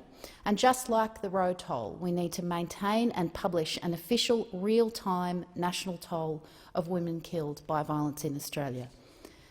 These figures aren't changing, and this epidemic is not easing. These women are being killed. So I want to now name them for posterity and to recognise and celebrate their lives cut so short and so unfairly. So in Queensland, just yesterday, the 26th woman this year was killed by violence. She's an unnamed 52-year-old woman who was found dead at a home in Ipswich near Brisbane after suffering fatal wounds to her neck. Her 58-year-old partner has been charged with her murder. Also in Queensland on June the 27th, a 27-year-old unnamed woman was taken to Cowan-Yarma Health Clinic with stab wounds to her neck and upper torso after emergency services were called about a disturbance. She was pronounced dead shortly thereafter. A 29-year-old man known to the woman is now in custody. He has not been charged and is assisting police with their inquiries. In Victoria on June the 25th, the body of Kate O'Brien, who was 31, was found by police at a home in Garden Vale in Melbourne. Shay Sturt, 33, believed to have been known to Mrs O'Brien, was arrested at the scene and has been charged with her murder. On June the 18th, emergency services were called to the rear of a unit complex in the Sydney suburb of Zetland after the discovery of a woman believed to have fallen from a fifth-floor balcony. Despite efforts of emergency responders, Xu Yuzu, who's 23, died at the scene of severe injuries. Zixi Wang, 29, also known as Jessie, who is believed to have been in a relationship with Ms Zhu, was arrested and is helping police with inquiries. No further details are known at present. The 22nd woman killed this year in WA on May the 29th was Jeligat Sheriut, who was 34, and she was found dead at her home in Osborne Park after she was reported missing by family and friends. No cause of death has been given, but due to the nature of her injuries, police have declared a homicide. They believe that she may have been killed up to a week earlier and are seeking information from the public. In Victoria, on May the 25th, the 21st woman was killed. The body of Courtney Heron, who was 25, was discovered by dog walkers among a group of logs in Royal Park. Excuse me. Police have revealed that Ms Heron was bashed to death in a horrendous crime. Henry Hammond, who was 27 and known to Mrs Heron, has been charged with her murder. The 20th woman killed on May the 18th was when emergency services responded to a report that Jihan Kerelos, who was 47, had been injured in Barker Street, Randwick in Sydney in a domestic violence incident. She died of stab wounds at the scene. Her husband, who was 60, was arrested and has been charged with her murder. On May the 1st in Victoria, police and emergency services found the body of an unnamed woman who was 87 after being called to her independent living unit at an aged care facility at the Basin. An unnamed man, 88, believed to have been known to the woman, was arrested at the scene and charged with her murder. Pardon me. On April the 24th, at 6:30 in the morning, emergency services were called to Little Bourke Street in Melbourne, where Natalina Angyonk, who was 32, was found slumped against a wall. She died at the scene, and her partner, Christopher Bell, also 32, has been arrested and charged with her murder. In New South Wales on April the 21st, emergency services found the body of Svea Hussain, who was 33, at the garage of her house in Minto. Her husband was arrested at the scene and has been charged with her murder. In Victoria, the 16th woman killed on April the 6th was the body of Vicky Ramadan, who was 77 and was found in her home at Sydenham. She was last seen on April the 1st, and it's believed that she was brutally assaulted in her home at some time over those last 5 days. Police are seeking public assistance to piece together any relevant information, including her movements during that time frame, and no further details are available at present. In WA, on March the 17th, police found Karis Dan, who was 30, critically injured at her home in Moora. After emergency treatment at Moora Hospital, she was airlifted to Royal Perth Hospital, where she died of her injuries later that day. Amos Gunn, who was 21, was that day charged with her murder. It's not clear at this point if he was known to Ms Dan. In New South Wales, the 14th woman killed was on March the 13th. Gabriella Thompson, who was 27, died after suffering stab wounds to her neck at her Glendale home. She received treatment at the scene and was taken to John Hunter Hospital, but died shortly afterwards. Police conducted a major manhunt and on the 14th of March confronted her ex-partner, Tafari Walton, who was 21. He was shot dead by police after he allegedly threatened them with a knife. The 13th woman killed was on March the 5th. The body of Preeti Reddy, 32, was found crammed into a suitcase and hidden in her parked car in Kingsford, Sydney. She'd been missing for 2 days. Ex-partner Harsh Nard is suspected of killing her but died after being questioned by crashing his car into a truck. Police investigations are ongoing. In Victoria, on March the 2nd, paramedics were called to a home at Neerim South where they found the body of an unnamed woman, 74. Her husband, 83, was found nearby with non-life-threatening injuries and was charged with murder on June the 25th. The 11th woman killed was in Victoria on February 27. The body of Kin Wang, 57, was found at her sister's home in Burwood East. Police arrested her brother at the scene and charged him with her murder. In New South Wales on February the 19th, police and emergency services were called to a home in Woonona where they found an unnamed 76-year-old woman who was unable to be revived. Her son has been charged with her murder. The 9th woman killed this year was in New South Wales on the 19th of February. Marjorie Welsh was battered and left with life-threatening injuries at her home. She died in hospital on February 19th. Her house cleaner was originally charged with attempted murder, and those charges were then upgraded to murder. There are several other women, and I notice that time is running out.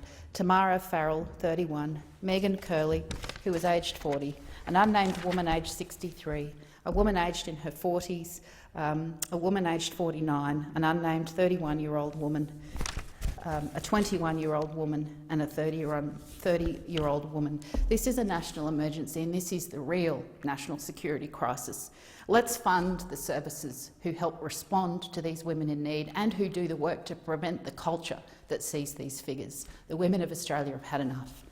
Thank you, Senator Waters. Senator Steele-John.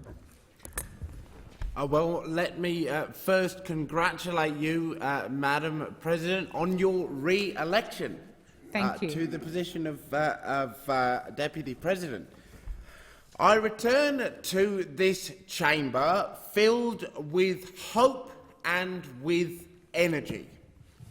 Out west, in my state of WA, despite the beige clashing of the major parties funded as they were by their corporate donors, something incredible occurred.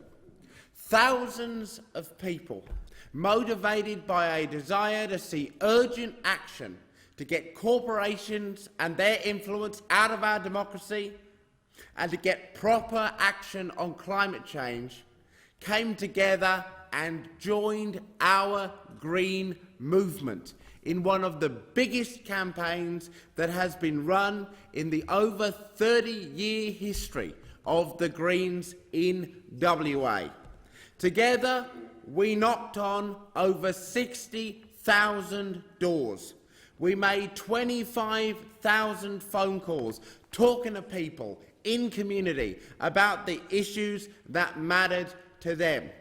And we raised hundreds of thousands of dollars from individuals, from small donations, proving that you don't need to take big corporate donations to run big community campaigns that win. Through this process, we empowered people. People entered the democratic debate in ways that they had never done before. Disabled people and young people particularly. And I want to shout out to the Accessible Australia group, the over 1,200 members of that incredible online community who so passionately engaged in the campaign for the Royal Commission into Disability Abuse and who marshalled so wonderfully during the federal election campaign all across the country. As part of that, I was so proud to be one of 16 candidates across WA for lower house seats and 5 extraordinary candidates in the Senate who represented our Green movement at the ballot box and did so much to take our message into communities from the Kimberley to Esperance and everywhere in between. And I want to make sure that the Hansard record reflects their names in glorious black ink. They were Caroline Perks, our candidate for Perth, Jessie Hutchinson, our candidate for Fremantle, Liberty Kramer, our candidate for Swan, Jodie Freeman, our candidate for Brand, Simone Collins, our candidate for Burt, Nelson Blake Gilmore, our wonderful candidate for O'Connor, Nerily Boschhammer for Forest,